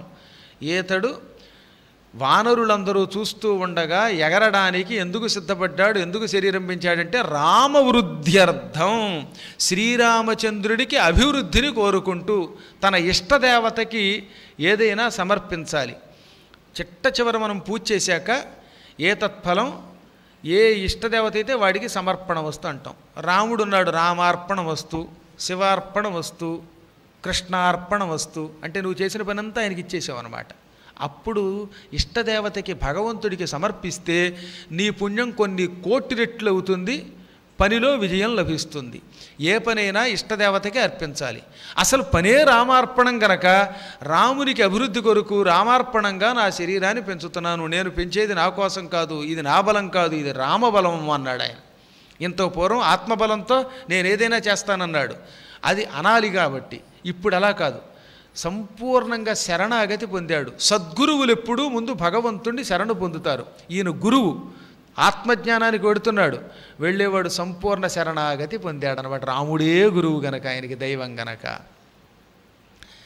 నిష్ప్రమాణ శరీరస్సన్ లిలంఘయిషు అర్ణవం బాహుభ్యాం పేడయామాస చరణాభ్యాంచ పర్వతం. ఇప్పుడు ఆయన శరీరం ఎంతుందో ఎవరైనా లెక్క పెట్టగలరా? లేదు. నిష్ప్రమాణము అంటే ఆయన కొలవడానికి టేపులు లేవు. ఏ వ్యక్తినైనా 5 ఫీటా 6 ఫీటా అంటాం కదా, ఈయన ఈ ఫీట్లకి అతీతంగా ఫీట్ చేస్తున్నాడు అక్కడ. అంత కొలత లేని, పరిమితి లేని శరీరాన్ని విపరీతంగా పెంచాడు ఆయన. సముద్రం దాటడానికి సంసిద్ధుడయ్యాడు. ఇప్పుడు ఒక్కసారి చేతులను అని కదిపాడు, దాంతోపాటు కాళ్లతో నేలని కదిపాడు. ఈ చేతులు కాళ్ళు ఒక ఊపు ఊపగానే మొత్తం కొండంతా గదగదలాడిపోయింది. కొంపతీసి భూకంపం వచ్చిందా, మన నేపాల్లో వచ్చిన కంపం లాంటిదని అందరూ కంగారు పడిపోయారన్నమాట. ఓరే బాబోయ్, కొండంతా తన కాళ్లతో ఒక్కసారి ఊపి పారేశాడు. నా అనుమానం అప్పుడప్పుడు ఏ ఆంజనేయుడు లాంటి వాడన్నా ఊపుతున్నారేమో కొండల్ని, అదే భూకంపం అనుకుంటున్నామేమో, మనకి తెలియదు. కానీ మొత్తం మీద ఒక ఊపు ఊపి పారేశాడు ఆయన కొండంతటినీ కూడా. నిజానికి అది అచలం. అచలము అంటే కొండ, పర్వతానికి అచలము అని పేరు. వెంకటాచలము, వెంకట అని పేరు కలిగిన అచలము. తెలియక ఆ వెంకట తీసి చలపర్వతం అంటాం మన వాళ్ళు తెలియక. మా నాన్నగారికి చలపతిరావు అని పేరు పెట్టారు. ఆయన నవ్వి అస్తమాటు అచలం అనాలి, అచలం అంటే కొండ, కానీ కర్మ వెంకటాచలపతి అని పెట్టకుండా ఆ వెంకట తీసి ఉత్తి చలపతి అంటే అసహ్యంగా ఉంటుంది. కొన్ని పేర్లు భ్రష్టనామాలు అన్నమాట. అందువల్ల ఆ నామాల వల్ల కూడా కీర్తి పొందుతాం అనేవారు ఆయన. సరదాగా ఆయన మీద ఇతరుల మీద వేసేవారు కాదు. నా పేరు చలపతి, కానీ వెంకటాచలపతి అసలు పేరు. ఆ వెంకట తీసి ఉత్తి చలపతి అంటే అర్థం ఏముందానికి? కదిలేవాడు అని అర్థం, కదిలేదానికి మొగుడు అని అర్థం. అంచేత కదిలేదానికి మొగుడు ఏమిట్రా, ఇదేం పదం అని భాషా పండితులు గనక కొన్ని కొన్ని శబ్దములు అలా ఆశ్చర్యంగా ఉంటాయి. అచలము అని పేరు పర్వతములకు, కొండకి. ఇది మహేంద్ర పర్వతం, కదలకుండా ఉండవలసిన కొండ.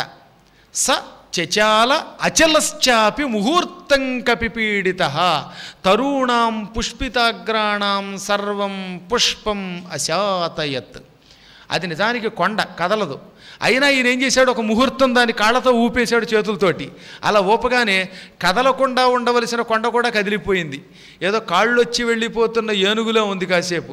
అలా కదిలిపోవడంతో కొండ మీద ఉన్న రాళ్ళు కిందకి పడ్డాయి, దాని మీద ఉన్న చెట్లు కదిలిపోయాయి, ఆ చెట్లకున్న పువ్వులన్నీ జలజల రాలిపోయాయి. మొత్తం కొండంతా పువ్వులు రాలిపోయి సర్వం పుష్పమశాతయత్, ఎవరైనా కొండంతా పువ్వులు పరిచారా, ఇది పూలకొండ అన్నట్టుగా ఉందన్నమాట. అది మామూలు కొండలా లేదు, పూలకొండలో ఉంది. ఎవరైనా మహానాయకులు ఇళ్లకు వస్తున్నప్పుడు ఇంటి ముందలా పువ్వులు చల్లుతారే, అప్పుడు కూడా పువ్వులు పూర్తిగా చల్లలేరు. కానీ కొండ మాత్రం ఎక్కడ ఒక్క రాయి కనబడకుండా, నేల కనబడకుండా సర్వము పుష్పమయమైపోయింది. పుష్పములు అలా పరిచినట్టు అయిపోయిందనమాట. పూలబాట అలా నింపేశాడు ఆయన. కానీ చిత్రం ఏంటంటే పువ్వులు అనుకుని కాలు పెట్టాము, ఆ కింద ముళ్ళు ఉండొచ్చు, రాళ్ళు ఉండొచ్చు, పైకి మాత్రం అలా పువ్వులు కనబడ్డాయిట. తేన పాదప ముక్తేన పుష్పౌఘేన సుగంధినా సర్వతః సంవృతః శైలో బభౌ పుష్పమయో యథా.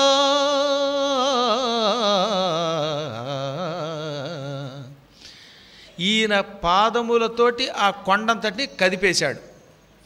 దాంతో ఏమైపోయింది, చెట్లు కదిలిపోయాయి. ఆ చెట్ల నుంచి పువ్వులు రాలాయి. ఈ పువ్వులు గడ్డి పువ్వులు, గుడ్డి పువ్వులు కావు, అన్ని సుగంధ పుష్పాలు. మంచి ఘుమఘుమలాడే మల్లె పువ్వులు, సంపంగి పువ్వులు, మద్ది పువ్వులు, ఇటువంటి అడవులలో ఉండే అనేక విధములైన పరిమళభరితములైన సువాసన మిళితములైన పుష్పములు. ఈ పువ్వులన్నీ కొండంతా పడగానే ఎలా అనిపిస్తున్నది, అబ్బా ఏమి సువాసన, ఏమి సువాసన! ఈ కొండంతా ఎక్కడ చూసినా గంధం చెట్లు పడిపోయాయా, లేక ఎవరైనా వచ్చి ఇక్కడ సుగంధ ద్రవ్యాలు జల్లిపోయారా అని పైనుంచి వెడుతున్న దేవతలు వచ్చి ఆనందంతో అక్కడ కూర్చుని ఆహా అని పీల్చుకుంటూ పోయారు. దూరంగా సముద్రం ఉంది. సముద్రం దగ్గర కొంచెం దుర్వాసన వస్తుంది, ఎందుకంటే కొన్ని చేపలు కుళ్ళి చచ్చి ఉన్నాయి. ఆ కుళ్ళు వాసన అంతా పోయి ఇప్పుడు అంతా వాంచే సువాసన వచ్చేస్తుంది అనమాట. నిమిషాల్లో సువాసనాభరితం అయిపోయిందనమాట. హనుమంతుడు కొండ మీద పువ్వులు పరచడమే కాకుండా అదంతా సువాసనతో నిండిపోయేలా చేసేశాడు. అనగా ప్రయాణమునకు ముందు పువ్వులు పరచడం పూజతో సమానం.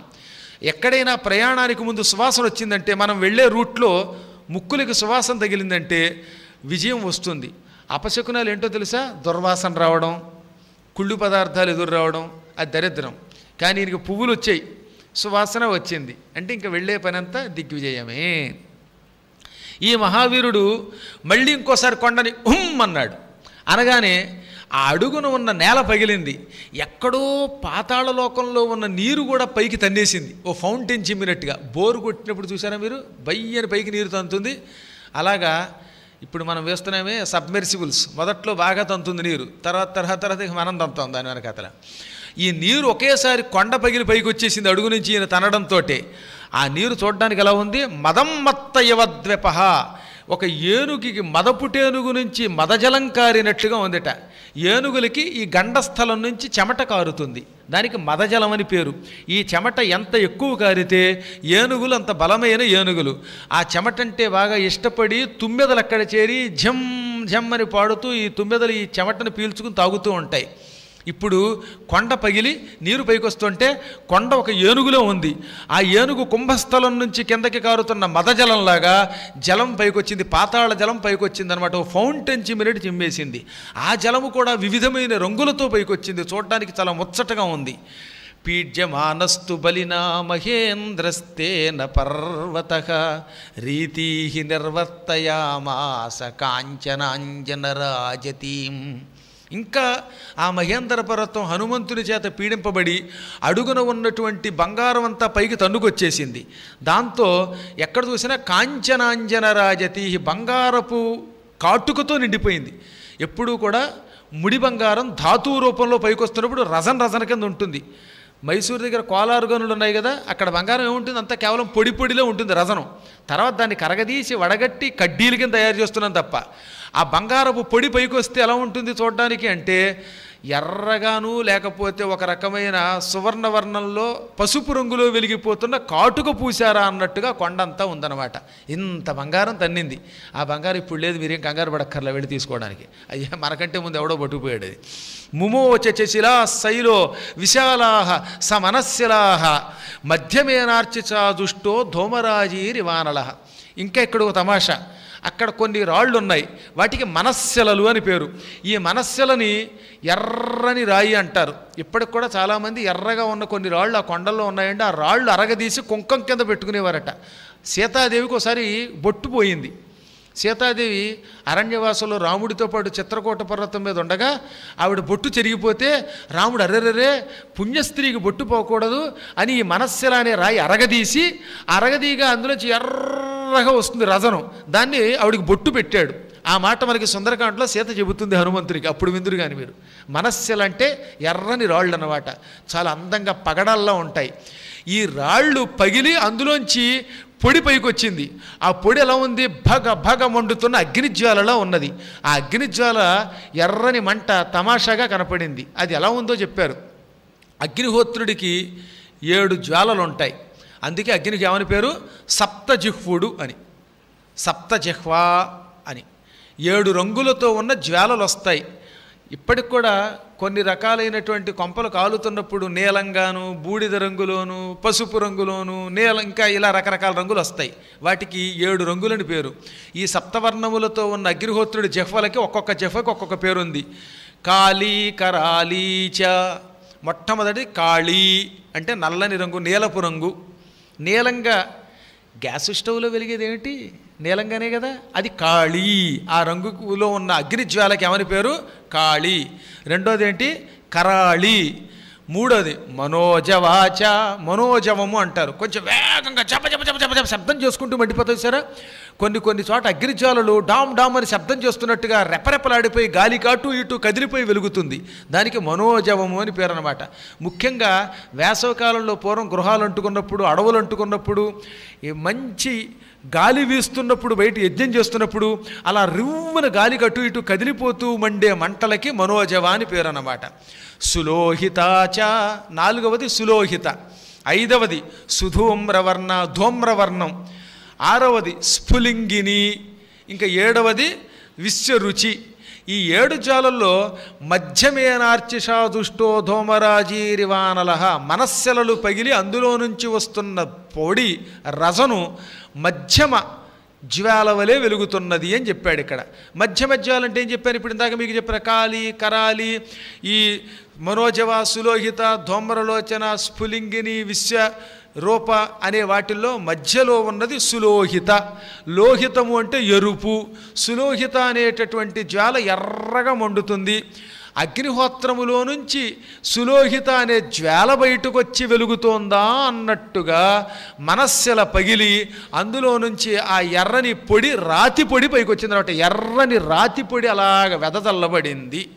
అంత భయంకరమైన అగ్నిజ్వాలను చూచి ఓరి బాబోయ్, అగ్నిహోత్రుడు సప్తచిహ్వలు జాచి వస్తున్నాడేమో, ఆ 7 నాలుకల్లో మధ్య నాలిక మరింత ఎర్రగా ముందుకు వస్తోంది, మనం ఎక్కడ కాలిపోతామో అని జంతువులు హడిలి పారిపోయాయి. హరిణా పీడ్యమానేన పీడ్యమానాని సర్వతః గుహావిష్టాని సత్వాని వినేదుః వికృతైశ్వరైః. ఈ కొండంతా హనుమంతుడు కదిలించేయటంతో కొండ గుహలు కదిలిపోయాయి. ఆ కొండ గుహల్లో ఉండే జంతువులైతేనేమి, రాళ్ల కింద ఉన్నవైతేనేమి, కొండల్లో ఉన్న పుట్టల్లో ఉన్న జంతువులైతేనేమి, ఇంకా ఇందాక చెప్పాంగా గంధర్వులు, యక్షులు, కిన్నరులు వంటి వాళ్ళు కొండ గుహల్లో భార్యలతో వచ్చి పిక్నిక్ పార్టీ చేసుకుంటున్నారు.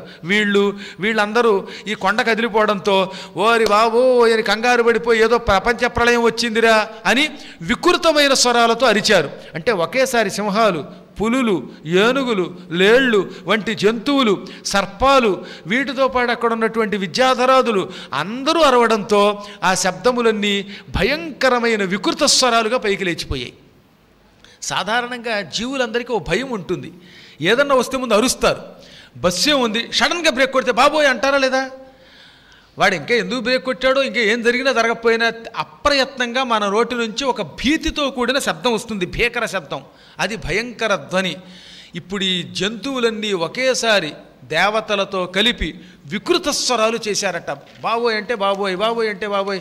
హాయిగా సుఖంగా వేసవకాలంలోనూ, ఇంకా ఈ వసంత ఋతువుల్లోనూ, శరదృతువులోనూ అందరితో కలిసి కాలక్షేపం చేద్దామని వచ్చాం. ఇక్కడికి వచ్చినా సరే మనకి రామేశ్వరం వెళ్ళినా శనేశ్వరం తక్కలేదట. హాయిగా సుఖంగా బతుకుతూ ఉన్నటువంటి కొండను ఎవరో పగలగొట్టేస్తున్నట్టున్నారా బాబోయ్, ఏ భూతం వచ్చి పడిందో అని ఎవరికి వాళ్ళే ఆర్తనాదాలు చేసుకుంటూ లేచిపోయారు. ఈయన ఏం చేశాడప్పుడు ఒక్కసారిగా సమహాన్ సత్త సన్నాద శైలపీడా నిమిత్తజ పృథివీం పూరయామాస దిశశ్చ ఉపవనానిచ. ఈ మహావీరుడు ఇంకా ఇంకా భూమిని కదిలిస్తూ ఉంటే కొండని ఈ శైలం మొత్తం పీడింపబడిపోయి, ఈ శైలం పీడింపడం వల్ల అందులో ఉన్న ప్రాణులందరూ అల్లరి చేయగా, గోలగోల చేసేయగా ఈ అరుపులతో లోకమంతా నిండిపోయింది. అరుపు ఎక్కడో కొండ మీద అరుస్తున్న అరుపులు అక్కడ నుంచి 80 మైళ్ళ దూరంలో ఉన్న గ్రామాలకి పట్టణాలకి వ్యాపించింది, ఆకాశానికి వ్యాపించింది. అంటే అంత అరిచారన్నమాట వాళ్ళు. దిశశ్చ ఉపవనానిచ పృథివీం పూరయామాస, దిక్కులంతటా వ్యాపించింది. మొత్తం గాల్లో ఆ శబ్దం వెళ్ళిపోయింది. భూమండలం అంతా వ్యాపించింది. క్రమంగా భూమండలం అంతా కూడా ఈ శబ్దంతో నిండిపోయింది. అంతకంతకి కంగారు పడి అరిచేశారు వాళ్ళంతా. ఇంతలో పాపం చాలా కాలం నుంచి ఆ కొండ మీద ఎవడు చంపేవాడు లేడు, మంత్రాలు వేసేవాడు లేడు, పట్టుకునేవాడు లేడని పాతాళ లోకం నుంచి వచ్చిన పెద్ద పెద్ద 5 పడగలు, 10 పడగలు, 100 పడగలు, 105 పడగలు కలిగిన పాములు మహాకాలం నుంచి నివసిస్తున్నాయి కొండ మీద. ఆ కొండ కింద పెద్ద పెద్ద పుట్టలు ఉన్నాయి, బండరాళ్ల కింద బిలములు ఉన్నాయి, గుహలు ఉన్నాయి. ఈ గుహలలోనూ బండరాళ్ల కింద పుట్టలలోనూ ఇంకా ఎక్కడెక్కడో ఉన్న అగాధమైన ప్రాంతాలలోనూ ఆ కొండల్లో కొన్ని వేల సర్పాలు, భయంకర విషసర్పాలు, పెద్ద పెద్ద పడగలు కలిగినవి, ఎర్రని పాములు, పసుపచ్చ రంగు పాములు, నల్లని పాములు, గోధుమ వర్ణంలో ఉన్న పాములు, తెల్లని పాములు, ఇలాంటి పాములన్నీ నిద్రపోతున్నాయి. అవన్నీ సుఖంగా పడుకుని చుట్టలు చుట్టుకుని ఉండగా ఈ హనుమంతుడు కొండంతా ఒక్కసారి హుమ్మని ఊపగానే ఈ మొత్తం కొండ కదిలిపోయి పుట్టలన్నీ పగిలిపోయాయి, బిలములన్నీ బయటికి వచ్చేసాయి, రాళ్ళు పగిలాయి. ఈ రాళ్ళు పగిలి కింద నిద్రపోతున్న పాములు నెత్తి మీద పడ్డాయి. వాటి శరీరం అంతా నలిగిపోయింది, కంగారు పడిపోయాయి. దాంతో అవి ఏం చేశాయిట, శిరోభి పృథిభి సర్పాహ వ్యక్త స్వస్తిక లక్షణై వమంత పావకం ఘోరం దదంసుర్ దశనైశిలాహ. ఈ పాములకి పడగలు పగిలి కంగారు పడిపోయి, తోకలు నలిగిపోయి, శరీరం అంతా కూడా ఒక రకమైన బాధకు గురైపోయింది. దాంతో బయటకు వచ్చేసాయి. వచ్చి ఠోక్కని కాటేసాయి. ఆ కాటేసిన చోట స్వస్తిక చిహ్నం పడిపోయిందిట. ఆ పాములు రాళ్ల మీద కాటేయడంతో మనం స్వస్తిక అని ఒక చిహ్నం ఉన్నది, ఇప్పుడు కూడా ఎలక్షన్లో ఆ స్వస్తిక్నే వాడతారు. ఆ స్వస్తిక చిహ్నములు అక్కడ పడ్డాయి. అసలు పాములకి పైన స్వస్తిక చిహ్నం ఉంటే గొప్ప పాములని పేరు. అటువంటి మంచి స్వస్తిక చిహ్నములు కలిగిన పాములు కాటువేయగానే మొత్తం రాళ్ళు నేల ఈ చిహ్నములతో నిండిపోయాయి. అన్నీ ఓట్లేసినట్టు అయిపోయింది అనమాట వరసగా. దాంతోపాటు వమంత పావకం ఘోరం దదంసుర్ దశనైశిలాహ. ఈ బాధ తట్టుకోలేక పళ్ళు పటపట కొరుకుతూ ఆ కోరలతో రాళ్ళని కాటేసాయి. కాటేయడానికి ఎవరు లేరుగా అక్కడ, అందుకని రాళ్ల మీద బుస్ బుస్ హోక్కని కాటేసాయి. కాటేయడంతో ఆ విషము నుంచి అగ్నిజ్వాలలు పుట్టి రాళ్ళు ఫెటిల్ ఫెటిల్ అనే శబ్దంతో పగిలి ముక్కలై తుక్కుతుక్కైపోయాయి. అంటే ఎంత భయంకరమైన విషమో! ఆ విషం దెబ్బకి రాళ్ళు కూడా పగిలి ఇంతంత ముక్కలై పడిపోయాయి. ఆ పాముల నోళ్ల నుంచి వస్తున్న విషముతో పాటు అగ్నిజ్వాలలు కూడా బయటకు వచ్చి దగ్గరలో ఉన్న చెట్లు, పొదలు, గడ్డి కాలి బూడిదైపోయాయి ఆ విషాగ్ని జ్వాలలకి. అంతలాగా బుస్సుమని కాటు వేసేసాయి. ఇంకా అక్కడతో ఆగలేదట. తాస్తదా స విషైర్ దష్టాహ కుపితైస్తైర్ మహాశిలాహ జజ్జలు పావకోద్యబ్దాహ బిబిధుశ్చ సహస్రథాహ. ఈ పాములు అంతకంతకీ కోపంతో కాట్లు వేస్తుంటే పెద్ద పెద్ద బండరాళ్ల మీద ఈ అగ్ని పట్టుకున్నది, ఈ విషాగ్ని. దాంతో రాళ్ళు ఎర్రగా నిప్పు కణికలు అయిపోయాయి. మీరు చూసారో లేదా, అప్పుడప్పుడు యజ్ఞగుండంలో మనం వేసే పుల్లలు ఎర్రని నిప్పులు అయిపోతాయి, అవంటే కట్టెలు. కానీ ఇక్కడ రాళ్ళు కూడా ఈ పాముల విషం వల్ల అవి కూడా ఎర్రగా మారిపోయాయి, నిప్పు కణికలు అయిపోయాయి. ఎవడన్నా రాయిని ముట్టుకున్నాడా ఆ క్షణమే భస్మం అయిపోతాడు. అంతంత పెద్ద పెద్ద నిప్పు ముద్దలైపోయాయి. క్రమంగా నిప్పు ముద్దలు కరిగిపోయి లావా ప్రవహించినట్టుగా కిందకి అగ్నిరసం ప్రవహించడం మొదలుపెట్టింది. ఇంకా కొన్ని బండరాళ్ళు అయితే బిబిధుశ్చ సహస్రథ, ఒకటి కాదు రెండు కాదు, వేల కొలది ముక్కలై చిన్నాభిన్నమై బాంబులు పెట్టి పేలుస్తున్నప్పుడు కొండరాళ్ళు పైకి ముక్కలు ముక్కలు ఎగిరిపోయినట్లుగా ఆకాశం ఎంతెత్తు లేచిపోయి కింద పడుతున్నాయి. ఈ రాళ్ళు ముక్కలై ఆకాశానికి ఎగురుతూ ఉంటే పైన ఎగురుతున్న దేవతల విమానాలు పడిపోయాయి. ఎగురుతున్న వాళ్ళ మీదకి తగిలి బాబోయ్, ఆకాశంలో ఎగురుతూ ఉంటే కూడా మనకేవో బాంబులు తగులుతున్నాయిరా, ఫిరంగు గుళ్ళు తగులుతున్నాయిరా అని ఎవడకు అడిలిపోయారు. విద్యాధరులు మొదలైన వాళ్ళు దూరంగా పారిపోవడం మొదలుపెట్టారు. ఈ బాధ తట్టుకోలేక ఇష్టం వచ్చినట్టు రెచ్చిపోయి కుమ్మేసుకుంటూ ఒకదాన్నోటి కొట్టుకుంటూ ఈ పాములు ఎటెళ్లాలో తెలియక లొంగలు చుట్టుకుంటున్నాయి. బాగా స్నానం చేశాక తడిపిన తువ్వాలు పిండేస్తాం చూసారా, అలా పిండి ముద్ద చేసినట్టుగా పాములు ఒకదాని ఒకటి లొంగలు తుట్టుకుని పిండి ముద్దలై పారిపోవడం మొదలెట్టి ఇంత పాములన్నింటినీ ఒక క్షణకాలం ఊపి పారేశాడు ఆయన.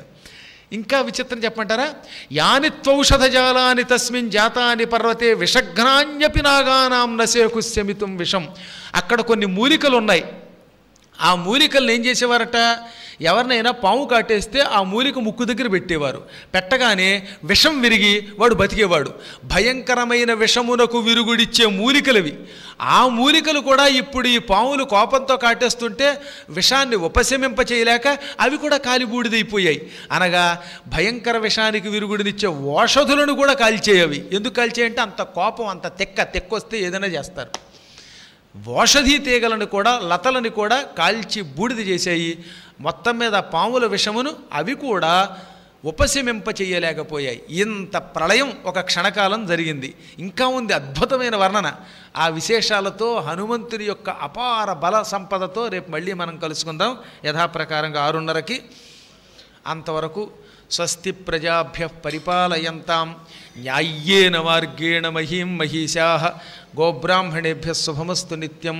లోకాః సమస్తాః సుఖినో భవంతు.